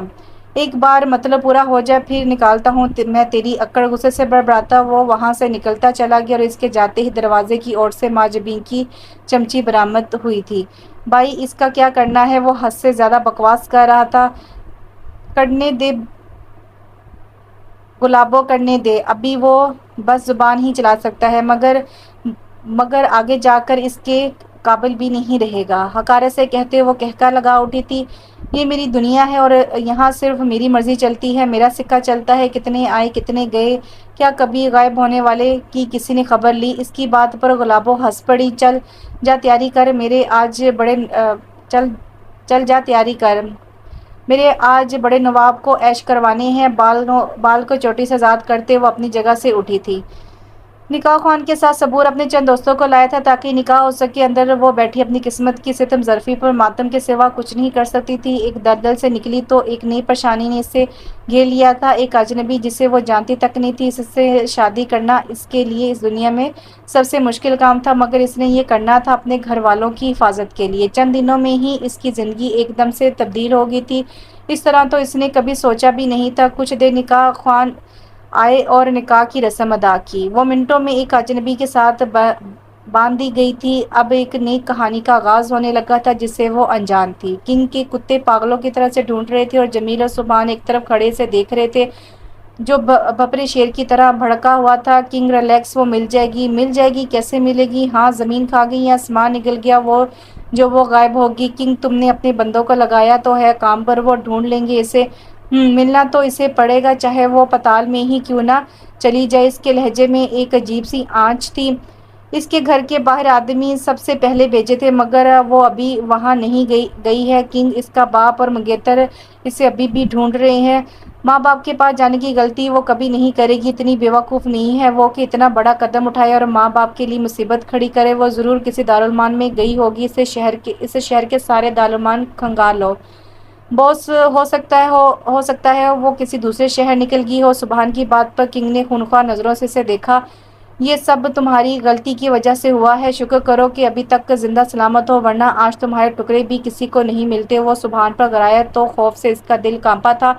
وہ واقعی کنگ تھا، جو کچھ بھی کر سکتا تھا، وہ کچھ بھی کر سکتا تھا۔ جمیل، سارے بس اڈوں اسٹیشن پر آدمی بھیجو، وہ مجھے زندہ چاہیے۔ جس دن وہ مجھے مل گئی نا، اس دن اسے پتہ چلے گا کنگ سے دھوکہ کر کے کتنی بڑی غلطی کی ہے اس نے۔ کنگ اسے سر پر بٹھانے چلا تھا، مگر وہ قدموں میں رہنا چاہتی ہے تو ایسا ہی صحیح۔ اس کے لہجے میں سوائے نفرت کے اس کے لیے اور کچھ بھی نہیں تھا۔ سبحان اور جمیل خاموشی سے اس کا یہ جنون بھرا انداز دیکھ رہے تھے۔ نہ جانے کتنی لڑکیاں آئیں اور گئیں، مگر کسی لڑکی کے لیے کنگ کی اتنی جنونیت دیکھ کر وہ دونوں بھی اب خوفزدہ ہو گئے تھے۔ اپنے ساتھ ان دونوں نے اس لڑکی کو بھی ایک نہ ختم ہونے والے عذاب میں جھونک دیا تھا۔ وہ ایک آتش تھا، ایک آگ کو خود تو جلتی تھی، مگر اپنے ساتھ وہ دوسروں کو بھی جلا کر خاکسار کر دیتی تھی۔ ایک ایسا لاوا تھا وہ جو کبھی ٹھنڈا نہیں ہوتا تھا، اور اس آگ پر اس لڑکی کے بھاگنے نے گھی کا کام کیا تھا۔ سبحان، اسے کیسے بھی کر کے ڈھونڈنا ہے۔ ہم نے جمیل کی بات پر کچھ سوچا۔ سبحان چونکا تھا، کیسے؟ ہم میں سے کوئی بھی نہیں جانتا وہ کہاں ہے اس وقت۔ معلوم کرنا پڑے گا، ورنہ کنگ پاگل ہو جائے گا۔ جب وہ اس لیول پر جاتا ہے تو کیا ہوتا ہے یہ تو بھی جانتا ہے۔ سبحان اس کی بات پر سر ہلا گیا۔ یہی تو سب سے بڑا ڈر تھا ان دونوں کا کہ وہ جنون کی حد تک نہ جائے، مگر اب بہت دیر ہو گئی تھی۔ اب اسے ڈھونڈنے کے سوا ان دونوں کے پاس کوئی دوسرا راستہ نہیں بچا تھا۔ بیڈ پر بیٹھے وہ بے آواز رو رہی تھی۔ جس شخص سے اس کی شادی تھی وہ تو کہیں تھا ہی نہیں، اور وہ خود کو کسی اور کو سونپ چکی تھی۔ یہ نکاح مجبوری میں ہی صحیح، مگر اب ہو گیا تھا۔ گھٹنوں کے گرد بازو پھیلائے اداس سی تھی۔ جب کمرے کا دروازہ کھلا، وجدان اندر داخل ہوا تو اسے دیکھ کر وہ خود میں سمٹی تھی۔ ٹھیک ہو؟ اس کے پوچھنے پر وہ آنسو پوچھتے خاموشی سے ہاں میں سر ہلا گئی۔ سب ٹھیک ہو جائے گا، بس تھوڑا وقت، مجھے یقین ہے آپ پر۔ اتنا کہہ کر وہ اپنی جگہ سے اٹھی تھی کہ اچانک اس کا سر بری طرح چکرایا تھا۔ اس سے پہلے وہ زمین بوس ہوتی۔ وجدان نے آگے بڑھ کے اسے تھاما تھا۔ اس نے گھبرا کر وجدان کی شرٹ کو مٹھی میں جکڑا تھا۔ اس کی خوشبو اس کے وجود کو اپنی لپٹ میں لے گئی تھی۔ وجدان نے اس کی کمر کو مضبوطی سے پکڑا تو دونوں کا دل ایک ہی لے میں دھڑکنے لگا تھا۔ ریحا نے آنکھیں کھولے، اسے دیکھا جس کا چہرہ اس کے بے حد نزدیک تھا، اتنا نزدیک کہ اگر وہ کچھ کہتی تو اس کے لب وجدان کے لبوں سے ٹکراتے۔ وہ ایک دم سے اس کے پاس سے اٹھی تو وجدان ایک دم سیدھا ہوا تھا۔ دونوں کا دل پوری سپیڈ سے دھڑک رہا تھا۔ کھانا کھانے آ جاؤ، اتنا کہہ کر وہ رکا نہیں تھا۔ اس کے جاتے ہی ریحا نے کھل کر سانس لی تھی۔ فریش ہو کر وہ باہر آئی تو وجدان نے اس کے لیے جگہ بنائی۔ تب وہ صوفے پر اس کے برابر بیٹھی تھی۔ ان دونوں نے مل کر کھانا کھایا، پھر وہ سونے کے لیے اپنے کمرے میں آ گئی، جبکہ وجدان کسی کام سے باہر چلا گیا تھا۔ اتنا بکھرا گھر دیکھ کر اسے وحشت ہو رہی تھی، مگر سر درد کے باعث وہ کچھ نہیں کر سکی اور گہری نیند میں اتر گئی۔ دوسری طرف وہ گھر سے نکل کر سیدھا صبور کے پاس آیا تھا۔ آپ یہاں کیا کر رہے ہیں؟ آج تو نکاح ہوا ہے آپ کا۔ صبور کی بات پر وجدان نے اسے گھور کر دیکھا تھا۔ بہت نارمل حالات میں ہوا ہے نا یہ نکاح؟ بس اب تو ہو گیا ہے، دیکھیے گا آخر میں آپ دونوں کو ایک دوسرے کو قبول کرنا پڑے گا۔ صبور کی بات پر اس نے بیزاری دکھائی۔ فضول باتوں کے لیے ٹائم نہیں ہے میرے پاس۔ اچھا بتاؤ کیا خبر ہے کنگ کے بارے میں؟ سیٹ پر بیٹھتے اس نے فائل اٹھائی تھی۔ کچھ خاص نہیں، اس کے آدمی ہے جو یہاں وہاں بھابھی کی تلاش میں ہے۔ کون بھابھی؟ وجدان نے اسے چوک کر دیکھا۔ باس ابھی تو نکاح ہوا اور آپ بھابھی کو بھول گئے ہیں؟ اپنا منہ بند کرنے کا کیا لوگے صبور؟ غصے سے فائل پھینکتے وہ گرایا تو صبور نے ہونٹوں پر انگلی رکھی تھی۔ سوری باس، ویسے سر کٹلر صاحب غائب ہیں۔ آخری بار انہیں گھر سے نکلتے دیکھا تھا اور اس کے بعد وہ گھر واپس نہیں آئے۔ اتفاق سے وہ اپنا موبائل گھر ہی چھوڑ کے گئے ہیں، اس لیے کوئی خبر بھی نہیں ہے۔ ان کی کوئی لوکیشن ٹریک نہیں ہو رہی۔ ایسے کیسے ہو سکتا ہے کہ اتنا بڑا آفیسر بنا سیکورٹی کے گھر سے نکلے اور موبائل بھی نہ لے جائے؟ اس کیس کی فائل دیکھتے وہ پریشانی سے بولا۔ سر، بڑے آفیسر تیزی سے غائب ہو رہے ہیں۔ آپ کو بڑے آفیسرز کے ساتھ میٹنگ کرنی چاہیے۔ میٹنگ نہیں کرنی، اب اپنا کام کرنا ہے۔ سب کو الرٹ کر دو اور صبور، اب وقت آ گیا ہے ایکشن کا۔ اوکے سر، اسے سلوٹ کرتا وہ وہاں سے چلا گیا تو وجدان کے ماتھے پر سوچ کی لکیریں ابھری تھی۔ وہ ایک قابل آفیسر تھا، اسے جب کوئی نئی چال چلنی تھی وہ بہت اچھے سے جانتا تھا۔ کیا ہوا کنگ؟ پریشان ہو اپنے لب کنگ کی گردن پر رکھتے ماں جبین اس کے سینے سے لگی تھی۔ وہ لڑکی مجھے ہر حال میں چاہیے ماں۔ ایسا کیا ہے اس لڑکی میں کہ میں باہوں میں ہوں اور تمہیں اس کی یاد ستا رہی ہے؟ وہ ایک ایسا مہرا ہے جو مجھے میرے دشمن تک پہنچائے گا۔ ضرور کوئی ایسا ہے جس کو اس کا پتہ تھا۔ تبھی تو اس رات وہ بہت کچھ کہتے کہتے رک گیا تھا کیونکہ وہ کنگ تھا۔ ماں جبین کو اس سے زیادہ شاید ہی کوئی جانتا ہوگا۔ پریشان نہیں ہو کنگ، وہ مل جائے گی۔ وہ اس کے لبوں کو چھوتے وہ اسے بے فکر کرنے کی خاطر بولی تھی، مگر وہ بے فکر نہیں ہو سکتا تھا۔ اتنے سالوں میں ایسا پہلی بار ہوا تھا کہ کوئی اس کے چنگل سے نکل کر بھاگا، اور ایسا بھاگا کہ ابھی تک اس کا نام و نشان بھی نہیں مل رہا تھا۔ اس کے سر سینے پر سے ہٹا کر وہ اٹھا تو ماں جبین نے اس کی پشت کو دیکھا جو اب شرٹ پہن رہا تھا۔ مت جاؤ کنگ، آج تو مت جاؤ۔ وہ اس سے محبت کرتی تھی حد سے زیادہ۔ یہاں رک کر میں مزید اپنا وقت ضائع نہیں کر سکتا۔ جتنا وقت ضائع کرنا تھا میں نے کر لیا، اب میرے پاس ذرا وقت نہیں ہے۔ پولیس میرے پیچھے اور مجھے ہر حال میں اس مشکل سے نکلنا ہے۔ وہ دونوں ناکارہ ہو چکے ہیں، میں اب دونوں پر بھروسہ نہیں کر سکتا۔ اس کے ہاتھ تیزی سے بٹن بند کر رہے تھے۔ تم کیوں ان راہوں پر چل نکلے ہو؟ یہ تو تمہارا راستہ نہیں تھا۔ تم تو ایسے نہیں تھے نا کنگ، تم تو کنگ بھی نہیں تھے۔ اس کے کندھے پر ہاتھ رکھ کر ماں جبین نے افسوس سے کہا تو اس نے غور سے اس کا خوبصورت چہرہ دیکھا۔ تم بھی تو ایسی نہیں تھی نا جیسی ہو گئی ہو۔ تم بھی تو ماں جبین بائی نہیں تھی نا۔ مجھے حالات نے بائی بنایا ہے، اور مجھے کنگ تم اچھے سے میری سچائی جانتی ہو، میں ایسا نہیں تھا لیکن ہو گیا کیونکہ مجھے ایسا بنایا گیا ہے۔ میری معصومیت چھین لی گئی ہے اور تم گواہ ہو اس کی۔ اب میں اس ناسور کو ہی ختم کر دوں گا جو مجھ سے نہ جانے کتنے لوگوں کی زندگیاں برباد کر کے سکون سے بیٹھے ہیں۔ انہیں اب سانس لینا بھی مشکل لگے گا۔ اب انہیں پتہ چلے گا کہ آخر کنگ ہے کون۔ چہرے پر ماسک پہنتے وہ واپس سے اپنے خول میں گم ہو گیا تھا۔ کوئی نہیں جانتا تھا وہ کیسے دکھتا ہے سوائے ماں جبین کے۔ میں روز دعا کرتی ہوں تم اپنے مقصد میں کامیاب ہو جاؤ، کل کو کوئی ماں جبین بائی بننے پر مجبور نہ ہو، کوئی اپنی عزت ہر دوسرے مرد کے آگے ختم نہ کرے۔ اس کے کندھے پر ہاتھ رکھ کر وہ نم لہجے میں کہتی اپنے آنسو صاف کرنے لگی، اور یہ آنسو صرف اس انسان کے آگے ہی بہتے تھے۔ ان دونوں کے دکھ ایک جیسے تھے کیونکہ وہ دونوں بھی ایک جیسے ہی تو تھے، ایک پل میں مظلوم تو دوسرے میں ظالم۔ پوری رات اس نے اپنے کیس پر کام کیا تھا۔ سر شدت سے دکھ رہا تھا، وہ چائے بھی کئی بار پی چکا تھا مگر درد میں کوئی خاص فرق نہیں پڑا تھا، اور گھر کا سوچ ہی اسے کوفت ہو رہی تھی۔ بکھرا گھر اس کا موڈ خراب کر دیتا تھا مگر اب یہاں رہنا بھی محال تھا۔ اسے نیند آ رہی تھی اس لیے چائے لیتا وہ باہر آ گیا، گھر کا رخ کیا۔ گاڑی پارک کر کے وہ اوپر آئے تو دل و دماغ پر بوجھ تھا مگر جیسے اس نے گھر کے اندر قدم رکھا وہ بری طرح چونکا تھا۔ سامنے ہی صاف ستھرا گھر اس کا منتظر تھا، پورے گھر میں اشتہا انگیز خوشبو پھیلی ہوئی تھی، اور ایسا پہلی بار ہوا تھا۔ وہ اپنے کام میں تو سرے سے بھول ہی گیا تھا کہ کل ایک شخص کا اس کی زندگی میں اضافہ ہوا ہے۔ وہ کچن میں آیا تو وہ دوپٹہ سائیڈ رکھے مصروف تھی۔ وجدان نے غور سے اس کے سراپے کو دیکھا تھا، دل میں ایک تڑپ سی جاگی تھی، نظروں کی تپش محسوس کر کے وہ فوراً مڑی۔ وجدان نے اس تمام عرصے میں اسے پہلی بار غور سے دیکھا تھا، نازک سے نقوش، کھلی رنگت، کمر کو چھوتے بال۔ وہ شوق سا ہوا تھا اس کے معصوم حسن کے آگے، جب بھی بے اختیار ہوتا وہ اس کے سامنے آیا تھا۔ اس سے پہلے وہ کچھ سمجھتی وجدان نے اس کی کمر میں ہاتھ ڈالے اسے اپنے قریب کیا تھا۔ یہ کیا کر رہے ہیں آپ؟ دھڑکتے دل کے ساتھ اس نے وجدان کو خود سے دور کرنا چاہا مگر وہ بے اختیار ہوتا جھک کر اس کے نازک لبوں کو اپنے لبوں کی گرفت میں لے گیا۔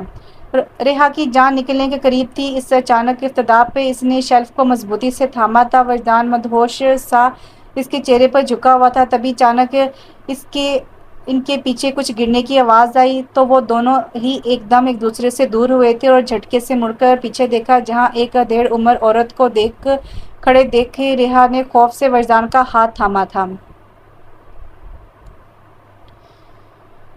مانا کہ شادی ہو گئی ہے مگر تھوڑا خیال بھی کر لیتے ہیں آس پاس کا۔ کرخت آواز وجدان کے کانوں سے ٹکرائی تو وہ جھٹکے سے مڑا تھا۔ اماں! خوشگوار حیرت کے ساتھ وہ آگے بڑھ کر ان کے گلے سے لگا تھا۔ بتایا کیوں نہیں آنے کا، میں لینے آ جاتا۔ ان کا ہاتھ تھامے وہ محبت سے بولا تو انہوں نے ایک تھپڑ اس کے کندھے پر رسید کیا تھا۔ بہو کو مجھ سے کیوں چھپایا وجدان؟ اگر مجھے صبور نہ بتاتا تو مجھے تو اندھیرے میں ہی رکھنا تھا نا تو نے۔ ایسا نہیں اماں، بس رات ٹھیک نہیں تھے، سب کچھ بہت اچانک ہوا تھا۔ سر کھچاتے وہ انہیں اپنے خسار میں لے گیا۔ آج آئیں اس سے ملیں اماں، یہ ریحا ہے آپ کی بہو اور ریحا یہ میری امی ہے۔ آگے بڑھ کر ریحا کا ہاتھ تھام کر اپنے قریب کیا تو اس نے بے ساختہ سر جھکایا تھا۔ ماشاءاللہ بہت پیاری۔ وجدان سے الگ ہوتے انہوں نے اسے اپنے سینے سے لگایا تو اس کی آنکھیں نم ہوئی تھیں۔ تجھے کیا پسند آئے اس بھوت میں لاڈو؟ ان کی بات پر جہاں وہ حیرت میں مبتلا ہوا تھا وہیں وہ ہولے سے مسکرائی تھی۔ اس کے سامنے عجیب سی صورتحال تھی۔ تسنیم بیگم نے اسے خود میں بینچا ہوا تھا اور وہ بے بسی سے وجدان کو دیکھ رہی تھی جو اپنی ماں کو اتنے عرصے بعد اتنا خوش دیکھ رہا تھا۔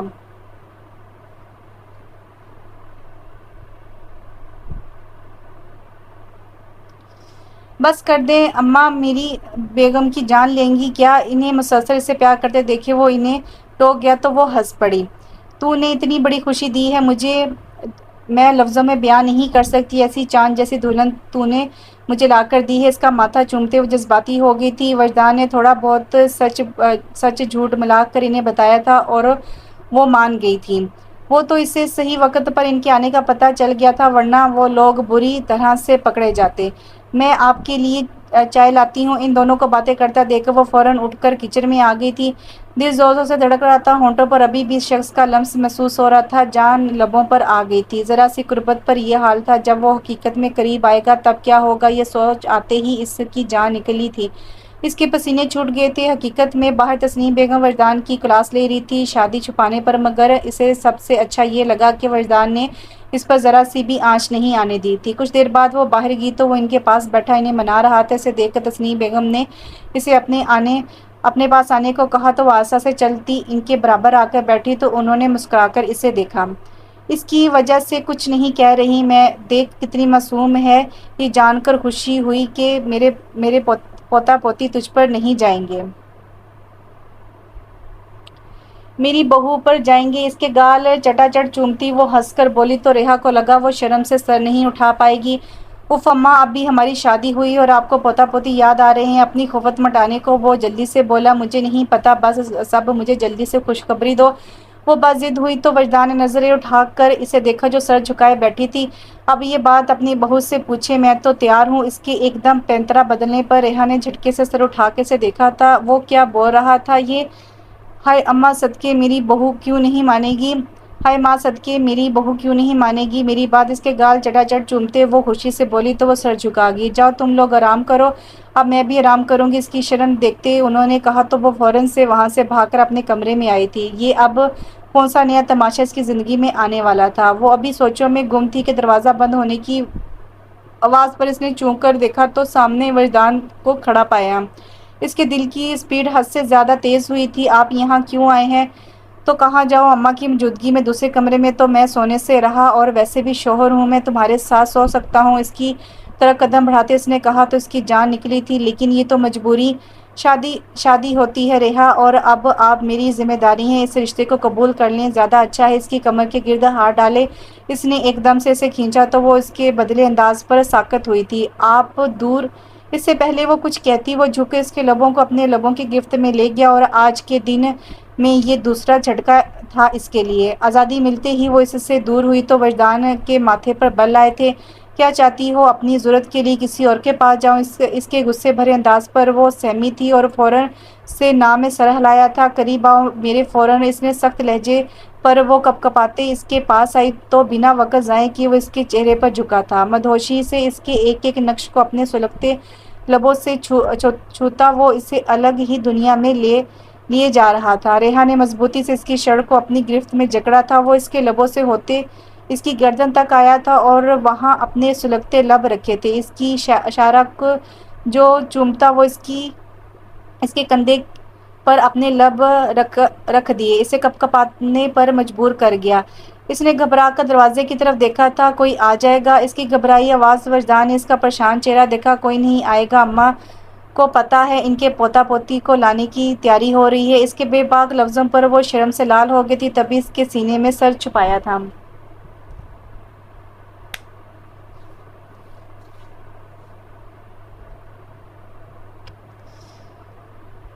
کیا ہوا؟ شرم آ رہی ہے؟ اس کے بال کان کے پیچھے ڈھیستے وہ جھک کر بولا، مگر ریحا سے کوئی جواب نہ دیا گیا۔ اس کے لیے تو یہ صورتحال ہی دل دلانے والی تھی۔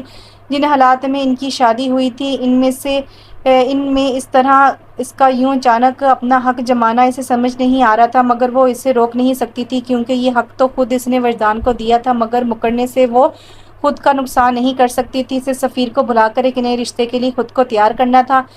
وجدان آہستہ سے اس کے شولڈر سے گردن تک آیا تھا۔ وہ کپکپا رہی تھی، مگر وجدان کو اس پر رحم نہیں آ رہا تھا۔ وہ اسے یوں ہی لیے بیڈ تک لایا اور اسے بیڈ پر گراتے خود اس پر حاوی ہوا تھا۔ اس کے شولڈر کے پاس سے قمیض ہٹاتے وہ دیوانہ وار وہاں اپنے سلگتے لب رکھتے اسے بے حال کر رہا تھا، اور وہ مزاحمت کرنے کی بھی ہمت نہیں رکھتی تھی۔ اس سے پہلے وہ مزید کوئی گستاخی کرتا، بجتے فون نے اسے بری طرح ڈسٹرب کیا تھا۔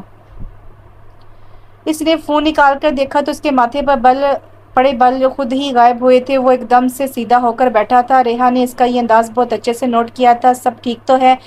سب ٹھیک ہے، مجھے ابھی جانا ہوگا، اپنا اور اماں کا خیال رکھنا۔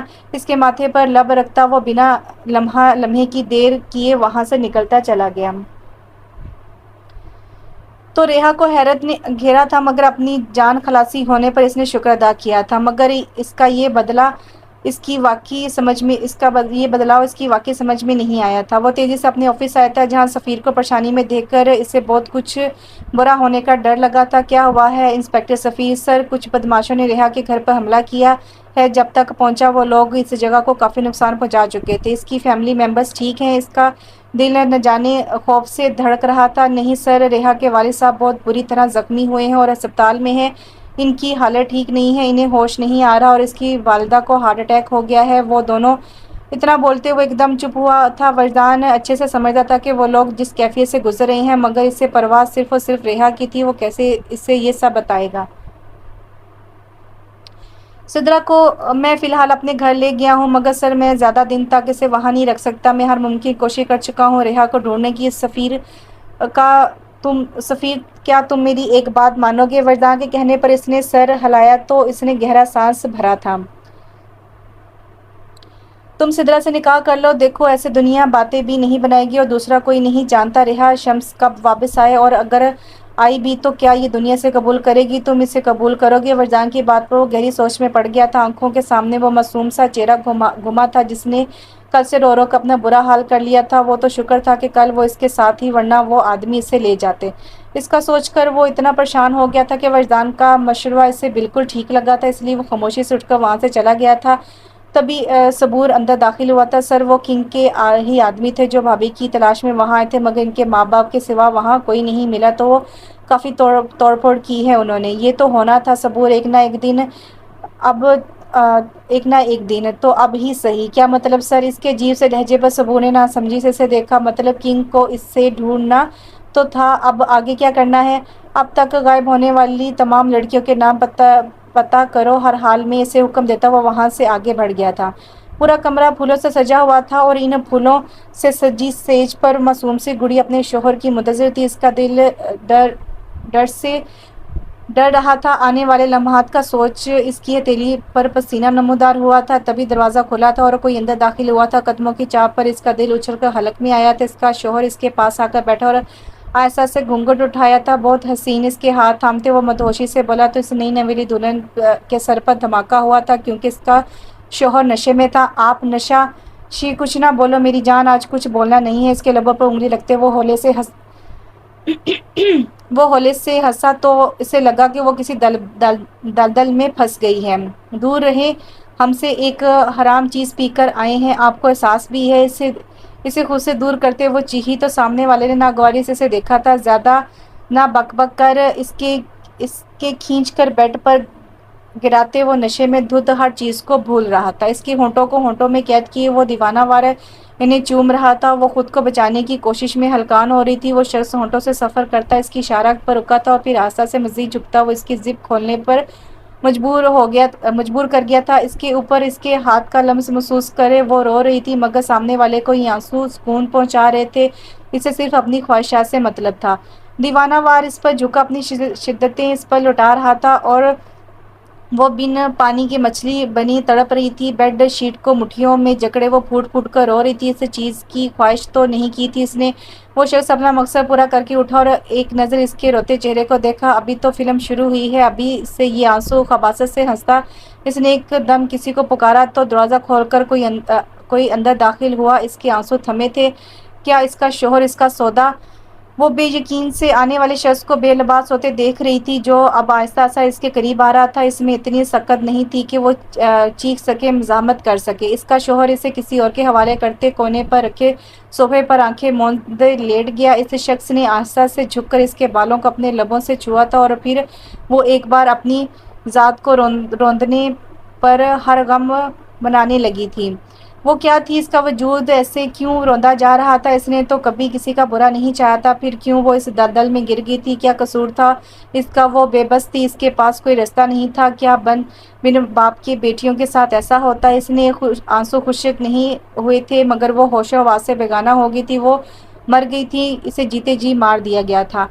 वो शख्स अपनी हवस पूरी करके पैसे इसकी तरफ फेंकता कब का जा चुका था और वहाँ बचा था तो इसकी सांसें लेता मुर्दा जिस्म। एक क़यामत आकर इस पर गुजरी थी और अब वो जीना नहीं चाहती थी, मगर वो नहीं जानती थी कि इसके चाहने ना चाहने से कुछ नहीं होता। आप बहुत जल्द मेरी बेटी का निकाह कर रहे हैं, अभी तो सिर्फ 5 साल की है। उन्होंने एक बार फिर अपने शोहर को समझाना चाहा, चुप कर जा नेक वक्त, अपना दामाद कौन सा बड़ा है, वो भी तो 10 साल का है। और वैसे भी वो लोग बहुत दौलतमंद हैं, हम एक अरसे से इन्हें जानते हैं। तू बस चुप हो जा, इन लोगों के यहाँ से जाने से पहले निकाह होने दे, वरना कहाँ से पा लेंगे बेटियों को। इनकी बात पर वो चुप रह गई। यूं वो छोटी सी बच्ची किसी के निकाह में आई थी, इस बात से अनजान के आने वाले कई साल इसकी ज़िंदगी पूरी तरह से बदल कर रख देंगे। खामोशी का राज चारसू छाया हुआ था। वो अभी तस्नीम बेगम को सुलाकर अपने कमरे में आई थी। काफ़ी देर तक वो इससे बातें करती रही थी, इसे वजदान के बचपन के किस्से सुनाती रही थी, जिन्हें सुनकर इसका हंस के बुरा हाल हो रहा था। यहाँ तक इसकी आंखों में आंसू आ गए थे। वो जल्दी सोने की आदी थी, इसलिए इनके सोते ही वो अपने कमरे में आ गई थी। वजदान अभी तक नहीं आया था। ऐसे में अपने घर वालों की याद इसे बुरी तरह आ रही थी। कितनी मगन जिंदगी थी इनकी। अपनी सोचों से निकली तो ध्यान इसका सामने रखी वजदान की तस्वीर पर गया था। इसने वो तस्वीर उठाते गौर किया था। वो बेहद हसीन था, कोई भी इस पर मिट जाता, मगर वो इसका नसीब बना। दिन का मंजर याद आते ही इसके चेहरे पर मुस्कुराहट ने डेरा जमाया था। बेख्तियार इसके हाथ अपने लबों पर गए थे। जहां इसका लम्स अभी भी महसूस हुआ तो इसका दिल तेजी से धड़का था। वो ना होकर के भी हर जगह था। इसे खुद में वो महसूस हो रहा था, इसका लम्स इसे अपने वजूद के हर हिस्से पे महसूस हो रहा था। इसने आंखें मूंद कर इसकी तस्वीर को सीने से लगाया था। चेहरे पर मुस्कुराहट छाई हुई थी, यूं जैसे वो इसके सामने हो। इतना खूबसूरत एहसास इसने आज तक महसूस नहीं किया था। अब जब ये सांस महसूस हुआ तो इसे शहर से निकल नहीं पा रही थी। घड़ी क्या 11 बजा रही थी जब घड़ी की आवाज़ पर वो अपनी सोचों से निकली थी। ये आवाज़ वजदान की गाड़ी की थी। इसने जल्दी से इसकी तस्वीर एक तरफ रखी थी और कुछ देर में आंखें मूंदे लेट गई थी। कमरे का दरवाज़ा खुला तो इसका दिल तेज़ी से धड़का था। वो खुद में इतना हौसला नहीं कर पाई थी कि उठकर इससे खाने का ही पूछ ले। वो जो थका हारा आया था इसे सोता देखे सुकून का सांस लिया था। वो अभी इसे कुछ नहीं बता सकता था इसके माँ बाप के मुतालिक। इसे धचका तो इस बात से लगा था कि इतनी सिक्योरिटी के बावजूद इतना कुछ हो गया और इसे पता नहीं लग सका। वो पछता रहा था अपनी लापरवाही पर। इससे कैसे इतनी बड़ी कोताही हो सकती है? वो पागल हो रहा था। चेंज करके वो बाहर आया और लाइट्स ऑफ करता अपनी जगह पर लेटा था। इसके यूं पास लेटने पर वो खुद में सिमटी थी और इसकी सोचों से यकसर अनजान थी। वजदान ने एक नज़र इसके सोते वजूद को देखा और सिगरेट सुलगाई। दिल में टीसे से उठी थी, अगर कोई इसके अंदर झांक लेता तो जो इसकी परेशानी की वजह समझ जाता, मगर ऐसा अब तक कोई था ही तो नहीं। सिगरेट की बदबू महसूस करके वो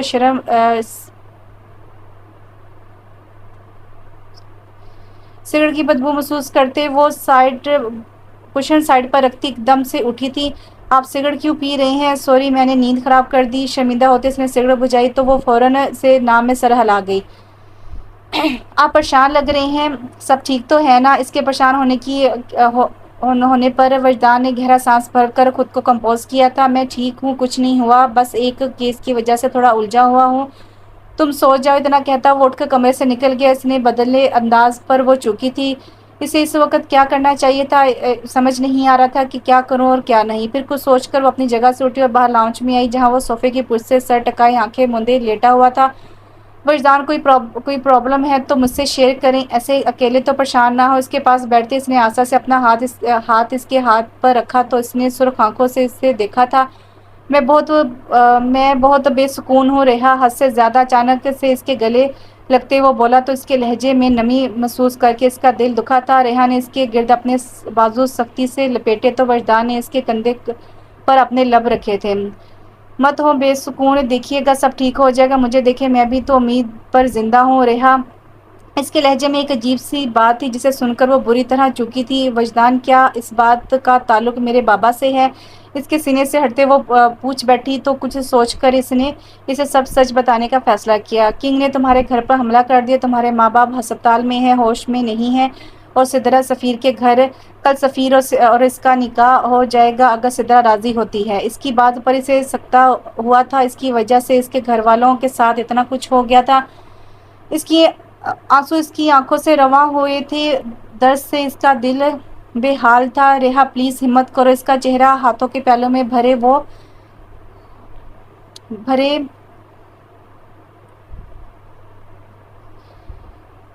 इसका चेहरा अपने हाथों के प्याले में भरे वो अपने लबों से इसके आंसू चुन गया, मगर इस वक्त इसे कुछ समझ नहीं आ रहा था। दर्द बहुत था, हद से ज्यादा। वजदान ने इसे अपने सीने से लगा के इसे रोने दिया था। अगर ऐसा ना करता तो वो पैनिक हो जाती। मैं सब ठीक कर दूंगा रेहा। गुनाहगार को इसके किए की सज़ा हर हाल में मिलकर रहेगी। बस तुम्हें थोड़ा सब्र से काम लेना होगा, थोड़ा बर्दाश्त करना होगा। मेरी बात का यकीन करो, मैं सब कुछ ठीक कर दूंगा। आखिर में सब ठीक हो जाएगा। इसका चेहरा हाथों के प्याले में भरे हुए इसे मुसलसल पुरसुकून करना चाह रहा था, जो इसका सहारा पाकर और सिसक उठी थी। वरदान, मुझे इन लोगों से मिलना है प्लीज़। अभी वक्त नहीं है रेहा, अभी नहीं। किंग के कुत्ते हर जगह घूम रहे हैं और मैं भी नहीं जानता कि हम लोगों में से कौन इससे मिला हुआ है। हमें हर एक कदम फूंक फूंक कर रखना पड़ेगा। अगर अभी तुम मंजर पर आती हो तो वो तुम्हें फिर से यहाँ से ले जाएगा और हम इस तक कभी नहीं पहुँच पाएंगे।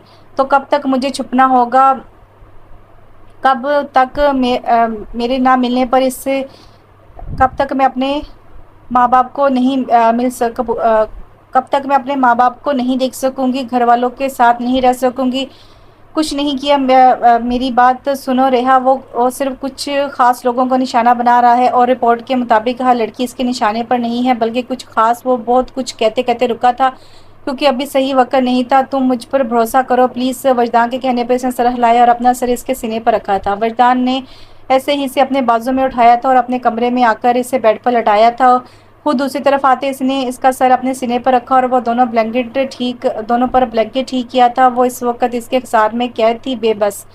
ज़्यादा सोचने की जरूरत नहीं है। मैं हूँ तुम्हारे पेरेंट्स का ख्याल। खुद को बिल्कुल भी उदास नहीं करना, और ना अब इन आंखों में आंसू आए। इसकी नम आंखों को अपने लबों से छूते इसने सरगोशी की थी। रेहा ने अपनी बंद लरजती पलकों पर इसका सुलगता लम्स महसूस किया तो इसका गिरेबान मजबूती से थामा था।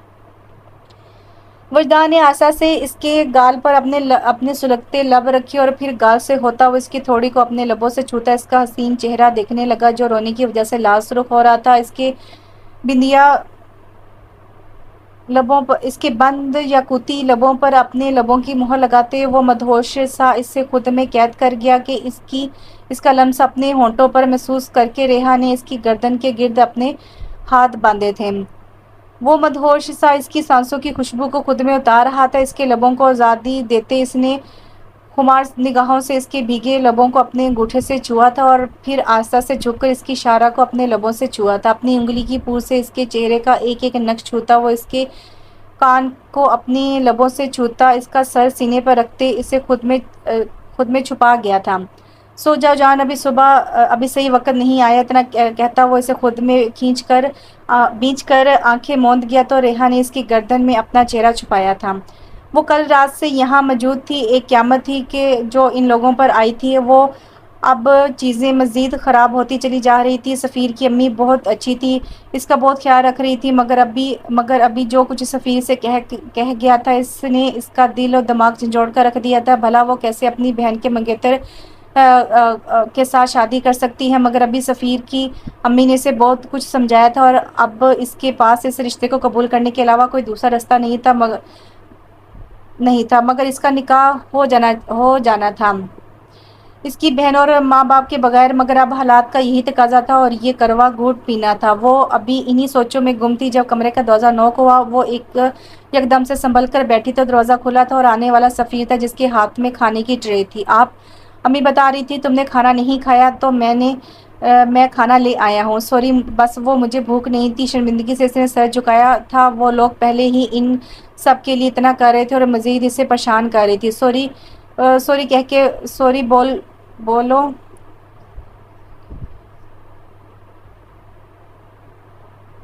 سوری کیوں بول رہی ہوں؟ میں سمجھتا ہوں کہ یہ سب آسان نہیں ہے یہ سب قبول کرنا۔ اس کے پاس بیٹھتے وہ بولا تو وہ ذرا سا کھسکی تھی۔ امی نے بتایا کہ تم نکاح کے لیے راضی ہو گئی ہو تو میں نے سوچا کہ تم سے کچھ باتیں کلیئر کر لوں۔ جی وہ محض اتنا ہی بول سکی۔ یہ نکاح میں کسی بھی طرح کسی دباؤ میں آ کر نہیں کر رہا اور جب تم میرے نکاح میں آؤ گی تو تمہارا وہی مقام ہوگا جو میری بیوی کا ہونا چاہیے۔ ریحا میرا ماضی تھی، میں اس کی حفاظت کروں گا، اسے ڈھونڈوں گا، مگر مجھ پر صرف تمہارا حق ہوگا۔ پوری دلی رضامندی سے اس رشتے کو قبول کر رہا ہوں، تم سے بھی یہی امید رکھوں گا۔ اس کی بات پر وہ آہستہ سے اپنا سر جھکا گئی تھی کیونکہ اب بولنے کو اس کے پاس کچھ بچا ہی نہیں تھا۔ یہ مت سمجھنا کہ صدرا کے میں ماضی میں رہ کر تمہارے ساتھ ناانصافی کروں گا۔ مجھے آپ پر یقین ہے سفیر، مگر میری بہن میرے بارے میں کیا سوچے گی؟ نہ اس کے منگیتر، آپ اس کے منگیتر تھے، میں نے آپ کے ساتھ۔ وہ بہت کچھ کہتے کہتے چپ ہوگی۔ وہ کچھ نہیں سوچے گی کیونکہ حالات کی نزاکت کا اسے بھی اندازہ ہے۔ میں بنا کسی رشتے کے اپنے ساتھ نہیں رکھ سکتا آپ کو، اور اگر تمہیں اکیلا چھوڑا تو کنگ تمہیں نقصان پہنچا سکتا ہے۔ یہ کھیل بڑا اور خوفناک ہے، یہاں سے نکلنا بالکل بھی آسان نہیں ہے۔ میری بات کو سمجھو اور سب بھول کر آگے بڑھو۔ اس کا ہاتھ تھامتے وہ نرمی سے بولا تو وہ سر ہلا گئی۔ اب اس کے پاس کوئی دوسرا راستہ نہیں تھا یہاں سے آزادی حاصل کرنے کا۔ میں سمجھ رہی ہوں، میں آپ کے ساتھ ہر قدم پر اس کنگ سے اپنی بہن کو بچانے کے لیے مجھے جان بھی دینی پڑی تو میں دوں گی سفیر، کیونکہ بنا قصوروار ہوئے ہم لوگوں نے بہت برا وقت دیکھا ہے۔ میرے ماں باپ ہسپتال میں ہیں، بستر پر پڑے ہیں، میں بے گھر ہو گئی ہوں اور میری بہن کو میں نہیں جانتی وہ اس وقت کہاں ہے، لیکن میں ہر وقت دعا گو رہتی ہوں اس کے لیے کہ اللہ اسے صحیح سلامت رکھے، وہ جلد ہی ہم لوگوں کے پاس واپس آ جائے۔ یہ کہتے ہوئے اس کی آنکھیں نم تھی اور وہ رو رہی تھی۔ سفیر نے آگے بڑھ کر اسے گلے سے لگایا تھا اور اس کا سہارا پاتے وہ پھوٹ پھوٹ کر روئی تھی۔ وہ بے حس و حرکت بستر پر پڑی تھی اور وہ درندہ اسے نوچ رہا تھا۔ آج اسے یہاں آئے تیسرا دن تھا اور ان تینوں دنوں میں اس کی آبرو ریزی ہوئی تھی، اس کی عزت کی دھجیاں بکھیری گئی تھی۔ وہ رو رہی تھی لیکن اب تو رونا بھی جیسے ختم ہوتا جا رہا تھا۔ وہ پتھر کی ہو گئی تھی، اسے ایسا لگا تھا اس کا شوہر اس کا سودا کر کے نہ جانے کہاں غائب ہو چکا تھا اور وہ ان درندوں کے رحم و کرم پر تھی۔ وہ آدمی اب کسی سے اس کو بیچنے کی بات کر رہا تھا اور وہ جیسے جیسے اس آدمی کی باتیں سنتی جا رہی تھی اس سے اس دنیا کے لوگوں سے گھن آ رہی تھی۔ وجدان بذات خود اس کے نکاح میں شرکت کے لیے آیا تھا اور ایک بھائی کی طرح اس نے سب کچھ کیا تھا۔ ایک انجان انسان کی اپنے لیے اتنی فکر دیکھ کر اس کی آنکھوں میں آنسو آئے تھے۔ اور جب وجدان نے اپنا ہاتھ اس کے سر پر رکھا تو اس کی آنکھوں سے آنسو کا ایک رواں نکلا تھا۔ زندگی کے اتنے بڑے دن اس کے ساتھ اس کا کوئی بھی اپنا نہیں تھا۔ دل کے دکھ سے بھرا ہوا تھا مگر وہ کمزور پڑ کر اپنا تماشا نہیں بنانا چاہتی تھی۔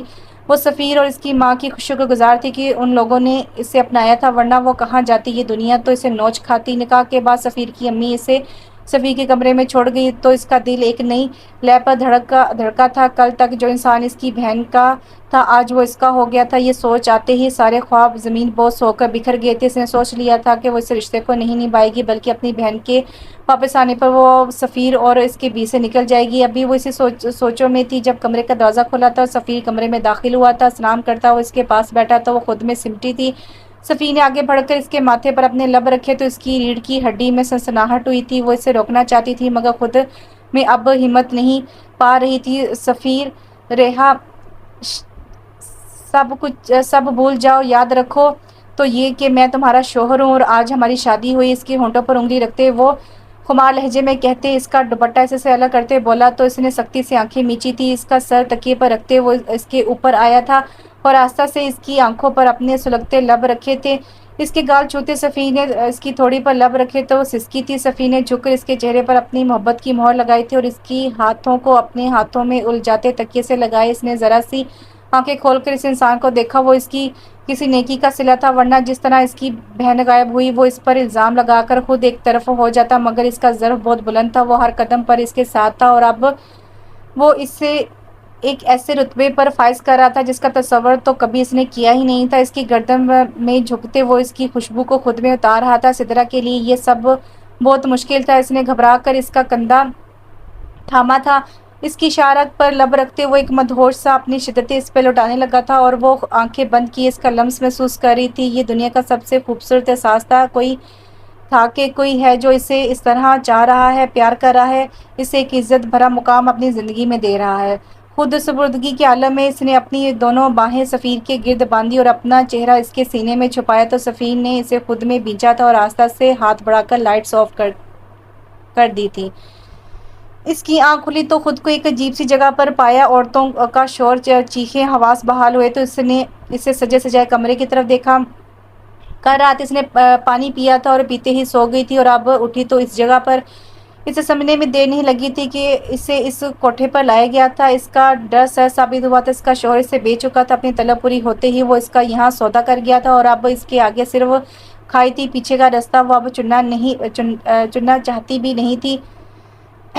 इसने इस सब को कबूल कर लिया। वो इतने महीनों से मुफ्त में दूसरे आदमियों के साथ थी और अब यहाँ की बाई ने जब इसकी बोली लगाई तो रात के बाद इसकी झोली में पैसे डाले तो इसने हैरत से पैसों की जानिब देखा था। इसे ऐसे मत देख, तेरी मेहनत की कमाई है, जहाँ दिल चाहे खर्च करना। बाई की बात सुनकर इसकी आंखों में आंसू आ गए थे। दिल तो अब मुरझा गया था, बस ये जिस्म जिंदा था दूसरों की ज़रूरत पूरी करने को। वो अपना माजी सोचना नहीं चाहती थी। इसने इस नामो नेहाद मोहब्बत को मेहनत को दिल जमी से किया था और बहुत जल्द वो बाई जी ख़ास लड़कियों में शामिल हो गई थी। महज 2 महीने वो एक शरीफ आदमी की बेटी से इस कोठे की मशहूर तवाय बन गई थी। इसका दिल फटता था, वो खुद को नोचती थी, चीखती थी और फिर इसका वक़्त आया और एक आदमी का इस पर दिल आ गया। इस आदमी को औलाद हुई तो वो जैसे भपर गया था। इसने इस बच्ची को अपनाने से मना कर दिया। वो इस आदमी से मोहब्बत करने लगी थी जिसे खुद को संभालती थी। बाई ने इसे कंधा दिया, संभाला और इसे एक ऐसा ओहदा दिया कि एक वक्त आया जब इस कोठे पर सिर्फ इसका राज था। इसके हाथ के इशारे से लोग चलते थे। वो बाई बनी। महाजबीन बाई महज 16 साल की उम्र में वो यहाँ आई थी। वो सबसे कम उम्र बाई थी किसी भी कोठे की। वो हसीन थी और 30-35 की होने के बावजूद वो 20 साल की लगती थी। इसके हुस्न के चर्चे चारों तरफ थे। एक रात के लिए वो लाखों रुपए समेटती थी और वो इसका खास था, बेहद खास, जिसने खुद को किंग का खिताब दिया था। वो इस दुनिया से लड़ने की सलाह रखता था। जो इसके दुश्मन थे वही इस किंग के दुश्मन थे। वो दोनों एक ही सांप के डसे हुए थे। अब वो वक्त दूर नहीं था जब वो दोनों इस आदमी की ज़िंदगी जहन्नुम कर देंगे। क्यों बेचैन हो रहा? वो कब से यूं ही ठहर रही थी। तस्नीम बेगम ने से पूछा तो वो इनके पास आकर बैठ गई। अम्मी, क्या वजदान किसी से मोहब्बत करते थे? इसके यूं पूछने पर वो बुरी तरह चौंकी थी। ऐसा क्यों पूछ रही हो? खैरियत है बेटा? जी खैरियत है, बस यूं ही वो इन्हें ये बता ना सकी कि इसने वजदान की शर्त से किसी के परफ्यूम की खुशबू सूंघी है। पागल, फालतू ना सोचा कर, ऐसा कुछ नहीं है। वजदान सिर्फ तुझसे मोहब्बत करता है, अभी से नहीं, बहुत पहले से। इनकी बात पर वो बुरी तरह चौंकी थी। ऐसा कैसे मुमकिन था भला? वो इसी अधेड़पन में परेशान होती अपने कमरे में आ गई। जिस तरह वजदान ने इसे कहा और अब इसकी शर्त से लड़की वाली खुशबू, इसका दिल बेहद दुख रहा था। कल वो इसका इंतज़ार कर रही थी मगर जब वो आया, मगर बिना कुछ कहे वो स्टडी रूम में बंद हो गया और इसके कपड़ों से खुशबू। पूरा दिन वो सोचों में घुलती रही।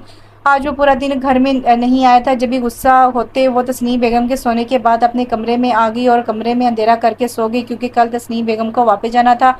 आधी रात इसकी आंख तस्नीम बेगम की आवाज़ सुनकर खुली थी। वजदान की जगह खाली देखकर इसका दिल एक बार फिर दुखा था।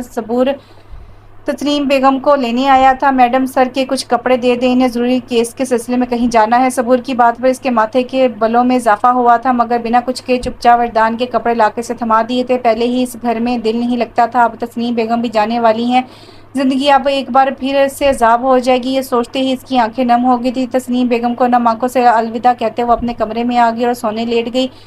ماں باپ بہن سے دوری، اور اب یہ سب بہت مشکل تھا، اس کا خوش رہنا۔ جہاں وہ خوش رہنے کی کوشش کرتی وہیں کچھ نہ کچھ ایسا ہو جاتا کہ وہ واپس سے ڈپریشن میں چلی جاتی۔ انہی سوچوں میں گم وہ نیند کی وادی میں اتر گئی تھی۔ ویران جنگل کے بیچوں بیچ اس کی نفرت چاروں طرف پھیل چکی تھی۔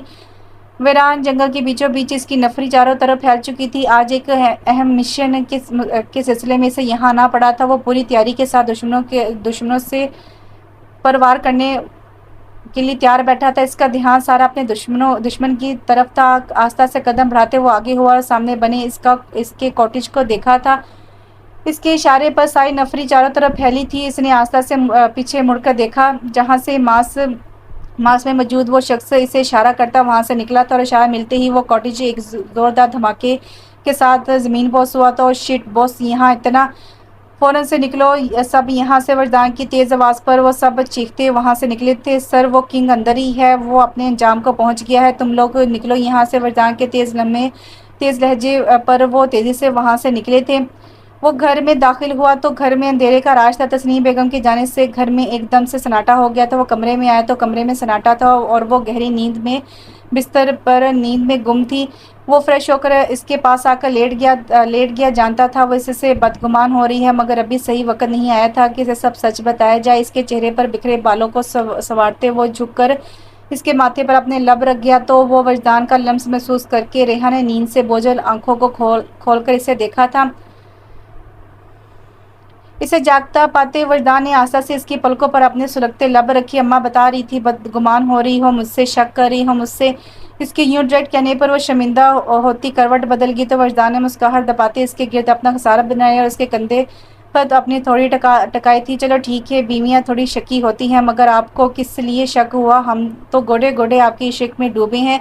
کچھ وقت میں کسی سے عشق نہیں ہوتا، تڑک کر کہتے اس نے وجدان کی گرفت سے نکلنا چاہا تو وہ اپنا خسار مزید سخت کر گیا۔ اگر میں یہ کہوں کہ یہ عشق 2 دن کا نہیں برسوں کا ہے تو اس کی بات پر ریحا نے جھٹکے سے سر اٹھا کے اسے دیکھا تھا۔ فضول بات مت کریں، ہمیں ملے ہوئے کچھ ہفتے ہی ہوئے ہیں، میرا دل رکھنے کے لیے جھوٹ مت بولیں۔ وجدان اس کے سینے پر ہاتھ مارتے وہ غصے سے بولی تو اس کا ہاتھ تھامے اپنے لبوں سے لگا گیا۔ وقت آنے پر سب کچھ بتاؤں گا، بس میرا بھروسہ رکھو۔ اور وہ پرفیوم کی خوشبو سدرا کی تھی۔ رخصتی کے وقت روئی تو اسے چپ کروایا تھا میں نے، ایک بھائی کی طرح۔ وہ اس کے پھولے پھولے گالوں کو چھوتے بولا تو وہ حیا سے اس کی پلکیں لرزی تھیں۔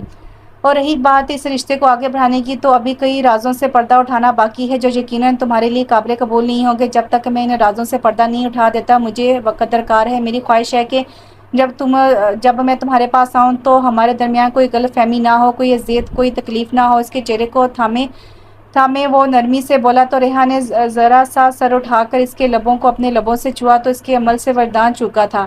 ایک آتش فشاں کو بھڑکا رہی ہو، مجھے آپ کو محسوس کرنا ہے، اس رشتے کو نام دینا ہے۔ وجدان، جو ماضی تھا مجھے اس کے بارے میں جاننا، مجھے نہیں جاننا، مجھے حال میں جینا ہے۔ میں آپ سے محبت کرنے لگی ہوں اور یہ بات مجھے کہنے میں کوئی دقت نہیں ہے۔ اس کے گرد باہوں کا خسار بنائے وہ اس کے کانوں میں رس گھول رہی تھی۔ ایسے کرو گی تو بندہ بشر ہوں، بہک جاؤں گا۔ اس کے کان میں سرگوشی کرتے اس نے ریحا کے کان کی لو کو اپنے لبوں میں دبایا تھا کہ ایک سسکی سی اس کے منہ سے نکلی تھی۔ وجدان نے غور سے اس کی آنکھوں میں دیکھا تھا جہاں صرف اور صرف اس کا عکس نمایاں تھا۔ یہ کاغذات کیسے ہیں؟ طلاق کے کاغذات ہیں، میں اس رشتے کو ختم کرنا چاہتا ہوں۔ آپ پاگل ہو گئے ہیں، پہلے کم عمری میں نکاح اور اب طلاق، کیوں ہماری بیٹی کی زندگی برباد کر رہے ہیں؟ برباد نہیں، آباد کر رہا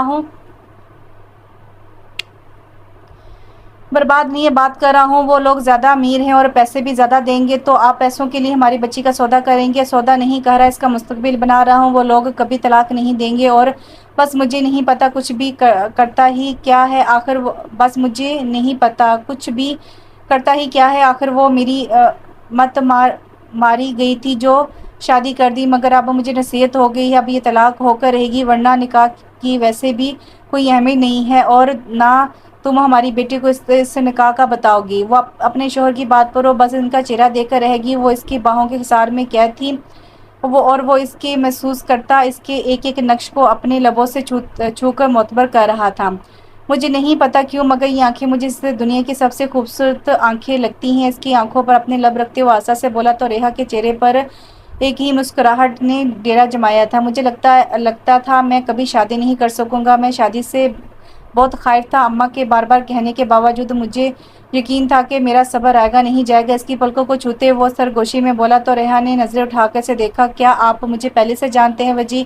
اس کے کالر کو مٹھی میں جگڑتے اس نے پوچھا تو وجدان نے بغور اس کا چہرہ دیکھا۔ ہاں، اگر میں ہاں کہوں تو میں جاننا چاہوں گی آپ کب سے مجھے جانتے ہیں؟ تو میں کہوں گا کہ بچپن سے، جب سے ہوش سنبھالا، صرف ایک کام کیا ہے، تم سے محبت کرنے کا۔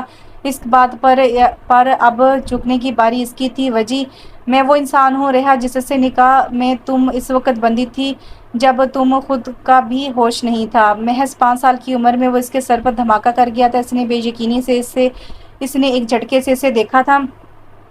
ہاں، یہی سچ ہے۔ نکاح کے بعد میرے بابا کا تبادلہ ہو گیا تھا اور ہم دوسرے شہر شفٹ ہو گئے تھے۔ بابا کے اچانک انتقال کے بعد ہم واپس آئے تو تم لوگ وہاں نہیں تھے۔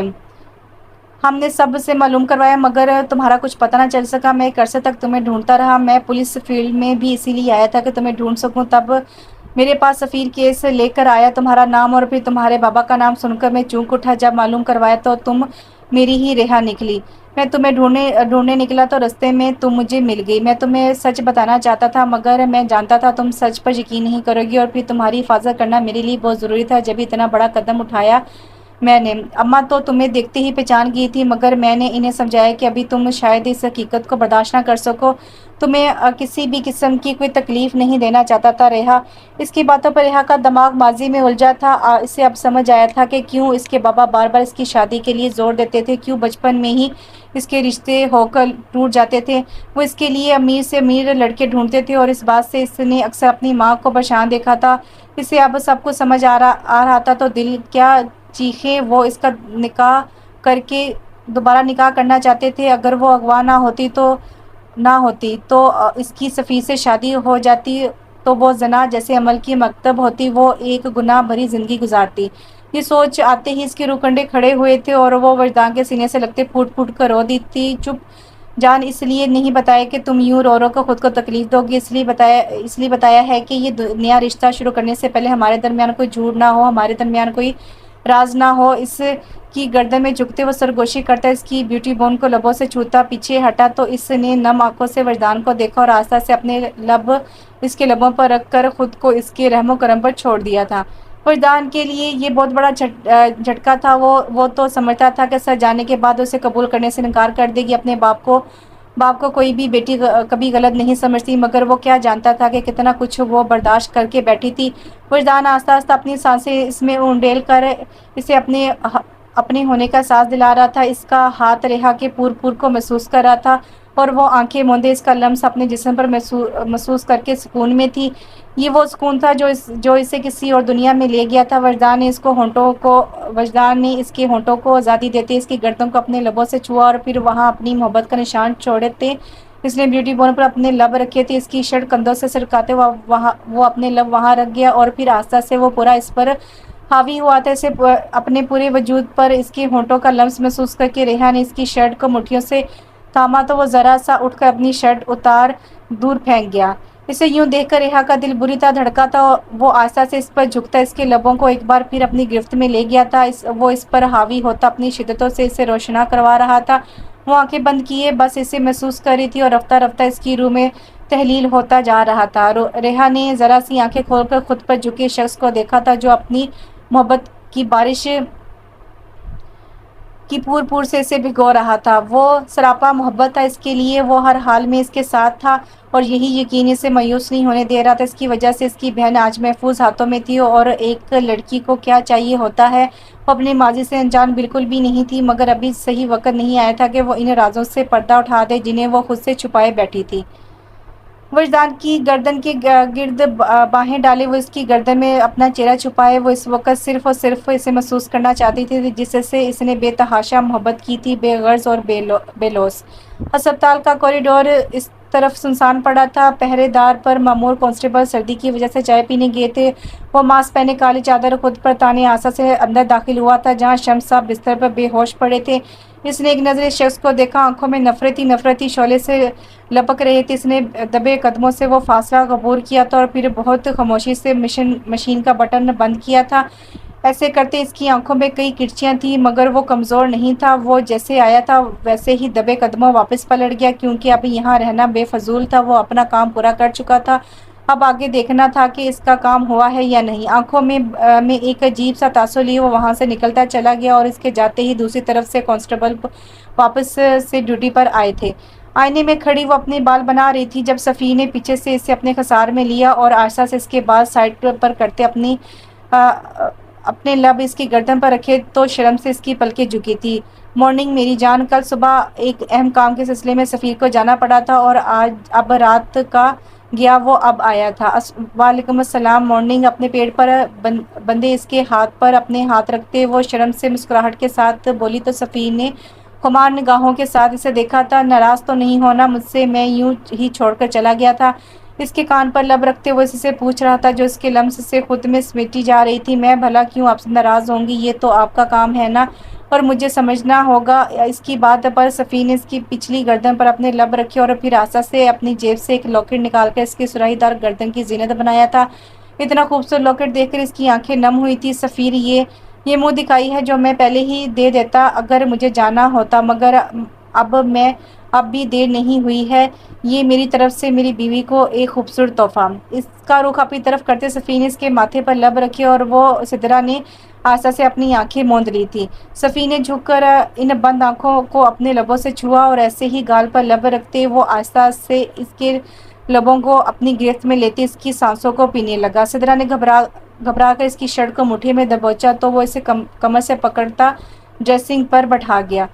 وہ مدہوش سا اس پر جھکا تھا، وہ مزاحمت بھی نہیں کر پا رہی تھی کیونکہ وہ بری طرح اسے اپنی گرفت میں لے چکا تھا۔ سفیر، باہر امی، اسے باہوں میں بھرے وہ بیڈ کی جانب بڑھا تو سدرا نے بل کھلا کر اسے ہوش دلانے کی کوشش کی۔ امی کو پتہ ہے بیٹا ایک دن بعد گھر آیا ہے، بہو آج فارغ نہیں ملے گی۔ اتنا کہتے ہوئے اسے بیڈ پر لٹا کر خود اس پر حاوی ہوا تھا۔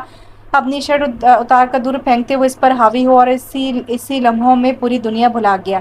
وہ آنکھیں بند کیے اسے محسوس کر رہی تھی۔ جان تو تب نکلی جب قمیص کی زپ کھلتی محسوس ہوئی۔ سفیر، خاموش، بہت تھک گیا ہوں، آج یہ تھکن اتارنے دو۔ اس کی اشارہ کو لبوں سے چھوتے وہ آہستہ سے اس کی شرٹ نیچے سرکا گیا۔ سدرا نے خود کو اس کے رحم و کرم پر چھوڑ دیا تھا۔ آج وہ اپنے مقصد کے ایک قدم اور نزدیک پہنچ گیا تھا۔ محض کچھ وقت بچا تھا اور اس کا بدلہ پورا ہو جاتا۔ جس مقصد کے لیے وہ کنگ بنا تھا وہ مقصد پورا ہو جاتا۔ وہ خوش تھا، آج بے حد خوش تھا۔ آج سے پہلے اتنی خوشی کبھی نہیں ہوئی تھی۔ ماجبی نے اس کے کھلے چہرے کو دیکھ کر آنکھوں ہی آنکھوں میں اس کی نظر اتاری تھی۔ میں تمہیں ہمیشہ یوں ہی خوش دیکھنا چاہتی ہوں۔ ماجبین کی بات پر وہ مسکرایا تھا۔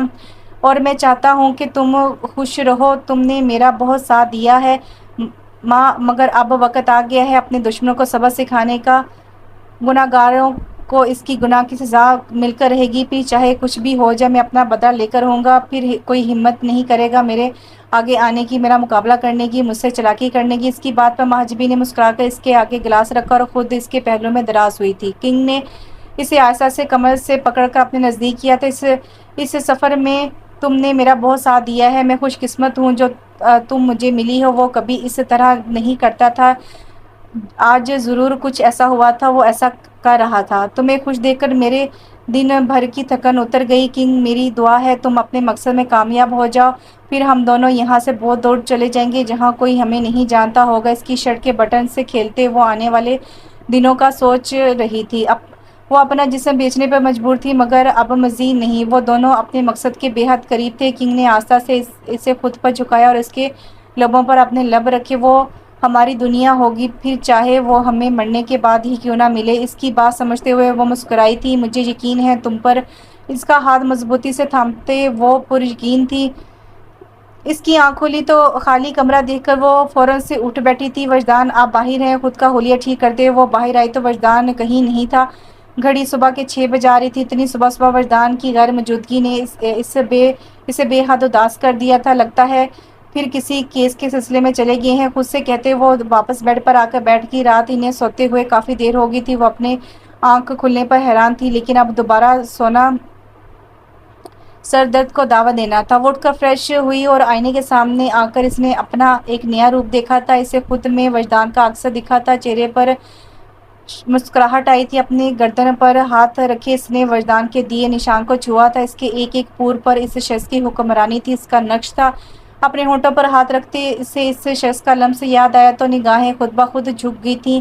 بھلا کوئی یوں بھی اس سے چاہے گا؟ اس نے تو سوچا بھی نہیں تھا۔ آج وہ مکمل ہو گئی تھی، اس کا عشق مکمل ہو گیا تھا، اور اب ایک اور چیز تھی جسے مکمل کرنا تھا، اور اس کا اسے بے صبری سے انتظار تھا۔ چادر میں خود کو چھپائے وہ وجود آہستہ سے وہاں سے نکلتا ایک گاڑی میں بیٹھا تھا۔ دل میں پکڑے جانے کا خوف بھی تھا، مگر یہ قدم ایک نہ ایک دن تو اٹھانا ہی تھا، اور اب جب موقع تھا تو یہ موقع کیسے ضائع ہونے دیتی۔ گاڑی مختلف رستوں سے ہوتی اسے محسوس ٹھکانے پر پہنچی تھی۔ اس نے گہرا سانس بھرا تھا اور گاڑی سے اترتے وہ آہستہ سے چلتے اوپر اس جگہ رکا جہاں سے سب شروع ہوا تھا۔ اندر قدم رکھے تو سامنے ہی کنگ کو برجمان پایا۔ فائنلی تم آ گئی۔ کنگ کے کھڑے ہو کر باہیں پھیلائے تو وہ وجود بھاگ کر اس کے سینے سے لگا تھا۔ کیسی ہو؟ اس کے ماتھے پر لب رکھے تو چادر اس کے سر سے ڈھلکی تھی۔ کنگ نے محبت بھری نظروں سے اسے دیکھا تھا۔ وجدان کو پتہ تو نہیں چلا نہ کہ تم یہاں ہو؟ کنگ کی بات پر اسے نفی میں سر ہلایا تھا، تبھی اچانک کنگ نے اپنا ماسک اتارا تھا۔ وجدان کا کوئی ہاتھ نہیں ہے اس سب میں، یہ سب بابا کا کیا دھرا ہے۔ وہی ہیں جنہوں نے بچپن میں میرا نکاح وجدان سے کروایا اور لالچ میں اب کسی اور سے میری شادی کروا رہے تھے۔ وہ ایسا اب کبھی نہیں کر سکیں گے، کیونکہ اب ایسا کرنے کے لیے انہیں طاقت چاہیے جو ان کے پاس نہیں۔ کنگ کی آنکھوں میں شعلے لبکے تھے۔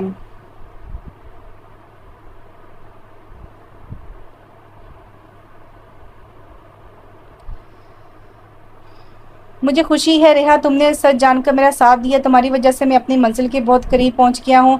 صرف میری بیوی کی وجہ سے مجھے کریڈٹ نہیں دو گے صبور؟ صرف میری بیوی کی وجہ سے مجھے کریڈٹ نہیں دو گے صبور؟ وجدان کی آواز پر وہ دونوں بری طرح چکے تھے۔ ریحا کے چہرے پر ہوائیاں اڑی تھیں۔ وہیں پہ جان کر کنگ کوئی اور نہیں صبور ہی ہے۔ وجدان کو جھٹکا لگا تھا، مگر یہ وقت جذباتی ہونے کا نہیں تھا۔ صبور نے اس کے بڑھتے قدم دیکھے تو ریحا کو بے ساختہ اپنے پیچھے کیا تھا۔ بے فکر ہو، اسے کچھ نہیں کہوں گا کیونکہ اس سے دل کا رشتہ ہے، مگر تم اتنا بڑا سچ مجھ سے چھپا کر میرے ہی انڈر کام کرتے رہے اور مجھے پتہ ہی نہیں چل سکا۔ میں واقعی ایک بیوقوف مرد ہوں جو جذبوں اور رشتوں پر یقین رکھتا ہے۔ وجدان کی بات پر اس کا دل کٹا تھا۔ وہ اسے سچ نہیں بتا سکتی تھی اور جھوٹ وہ نہ چاہتے ہوئے بھی اس سے بول گئی تھی، ایسا سوچ جس کی کوئی معافی نہیں تھی۔ ریحا کا اس سب میں کوئی ہاتھ نہیں ہے وجدان، جانتا ہوں، مگر میں آج صرف سچ سننا چاہتا ہوں صبور، اس کنگ کا سچ جو وہ آج تک اس دنیا سے چھپاتا آیا ہے۔ وجدان کی بات پر اس نے گہری سانس بھر کر اپنے پیچھے چھپی ریحا کو دیکھا تھا۔ وہ اپنی وجہ سے اپنی بہن کا گھر برباد نہیں ہونے دے سکتا تھا، ایسا تو وہ مر کر بھی نہیں کر سکتا تھا۔ ریحا نے اسے اشارے سے منع کرنا چاہا، مگر وہ اس کے ہاتھ پر ہاتھ رکھتے اسے اپنے ہونے کا یقین دلاتا سر ہلا گیا۔ آ جاؤ، یہاں بات کرنا ٹھیک نہیں ہے۔ وجدان کو اشارہ کرتا وہ ریحا کا ہاتھ تھامے آگے بڑھا تو وہ آہستہ سے اس کے پیچھے بڑھا تھا۔ اس کوٹھے میں ماں جبین کو وہ ملا تھا، 11 سال کا صبور، جس کو کوئی اسے اپنا نہیں مانتا تھا۔ اپنی ماں کو دوسروں کی راتیں رنگین کرتا دیکھ کر اس کا کلیجہ چھلنی ہوتا تھا، اور وہ آدمی روز آ کر اس کی ماں کو رلاتا تھا۔ وہ چھوٹا بچہ ڈر کر ماں جبین کے پاس جا کر چھپ جاتا اور وہ خود ظلم کے شکار اسے خود میں چھپا لیتی۔ نہ جانے کب تک یہی سب چلتا رہا۔ اس کی ماں ایک بار پھر امید سے ہوگی۔ اس آدمی نے ایک طوفان بدتمیزی برپا کر دیا تھا، اور جب بیٹی کی پیدائش ہوئی تو ایک رات وہ چپکے سے آ کر اس بچی کو لے گیا۔ اس کی ماں نے رو رو کر برا حال کر لیا۔ اس کا باپ ایک اچھا آدمی نہیں تھا۔ وہ اپنی بہن کو ڈھونڈنے باہر نکلا تو کچھ اوباش آدمیوں کے ہاتھے چڑھ گیا، اور جب اس کے سامنے اس کے باپ کا چہرہ آیا تو اسے یقین نہیں آیا کہ اس کا باپ اسے بیچ سکتا ہے۔ ان آدمیوں نے اس کی معصومیت چھین لی تھی۔ وہ روتا بلکتا سسکتا تڑپتا رہا، مگر ان ظالموں نے اسے نہ بخشا۔ اس کا باپ اس کا سودا کر گیا تھا۔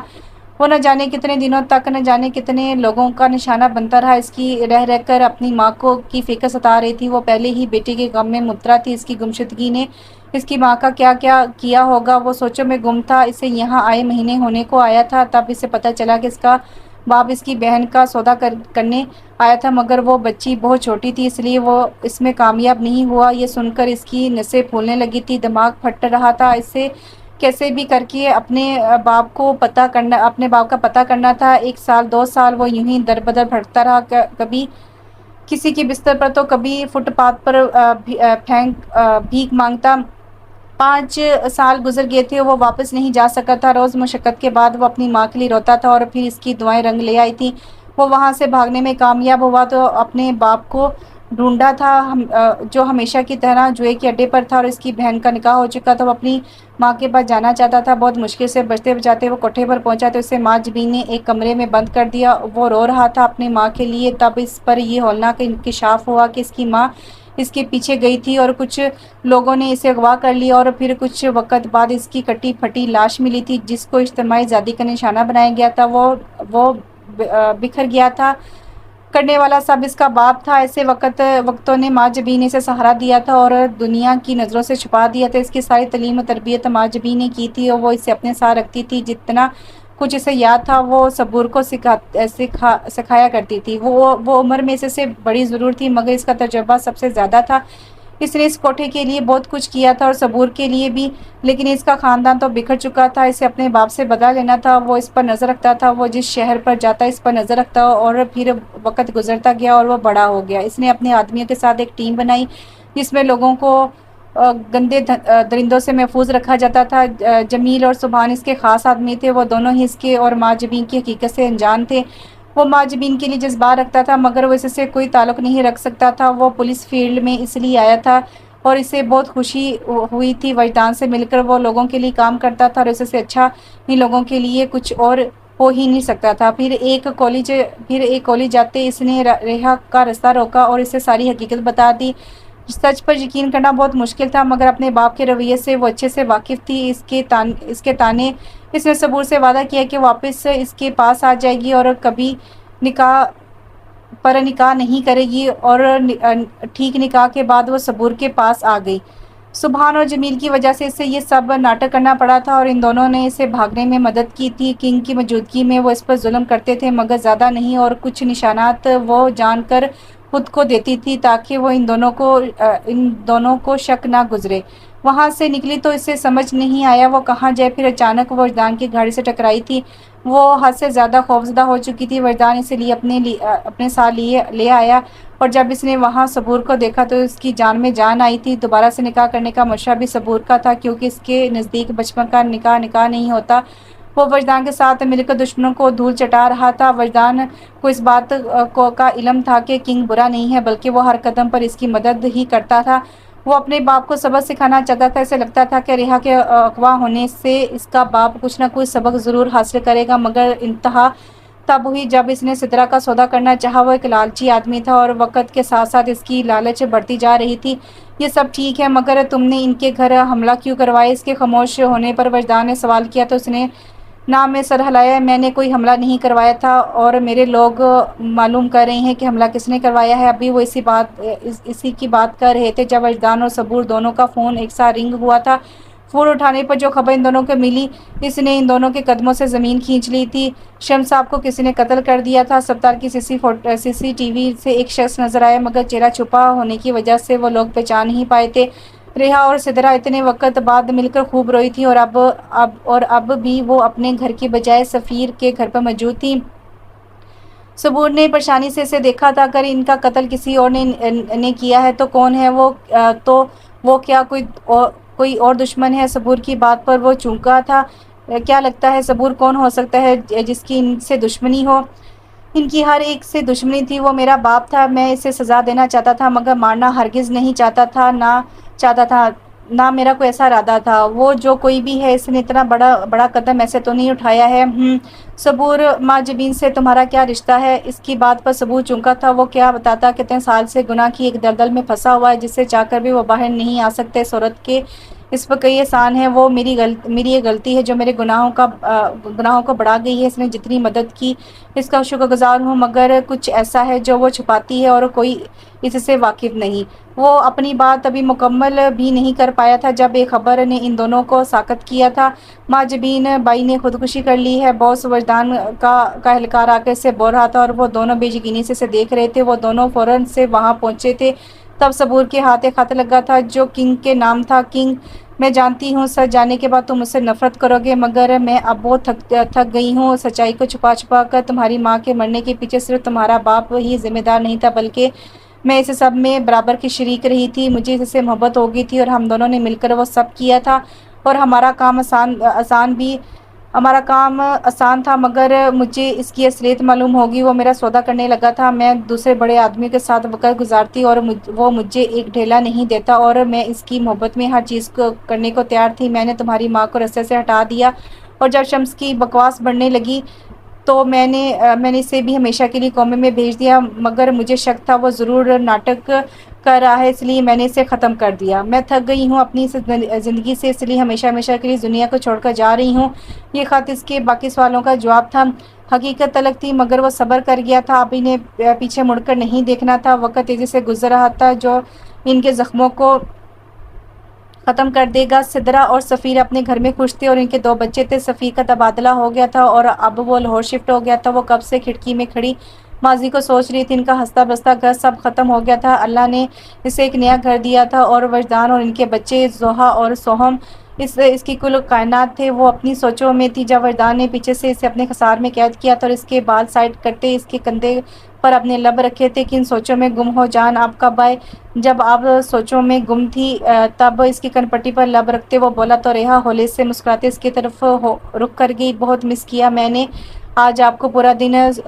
زوہا تو سدرا کے پاس ہی رک گئی ہیں۔ آج اس کے گلے میں باہیں ڈالتے وہ منہ بسور کر بولی تو مسکراتے اس نے آستہ سے ان لبوں کو اپنے لبوں سے چھوا تھا۔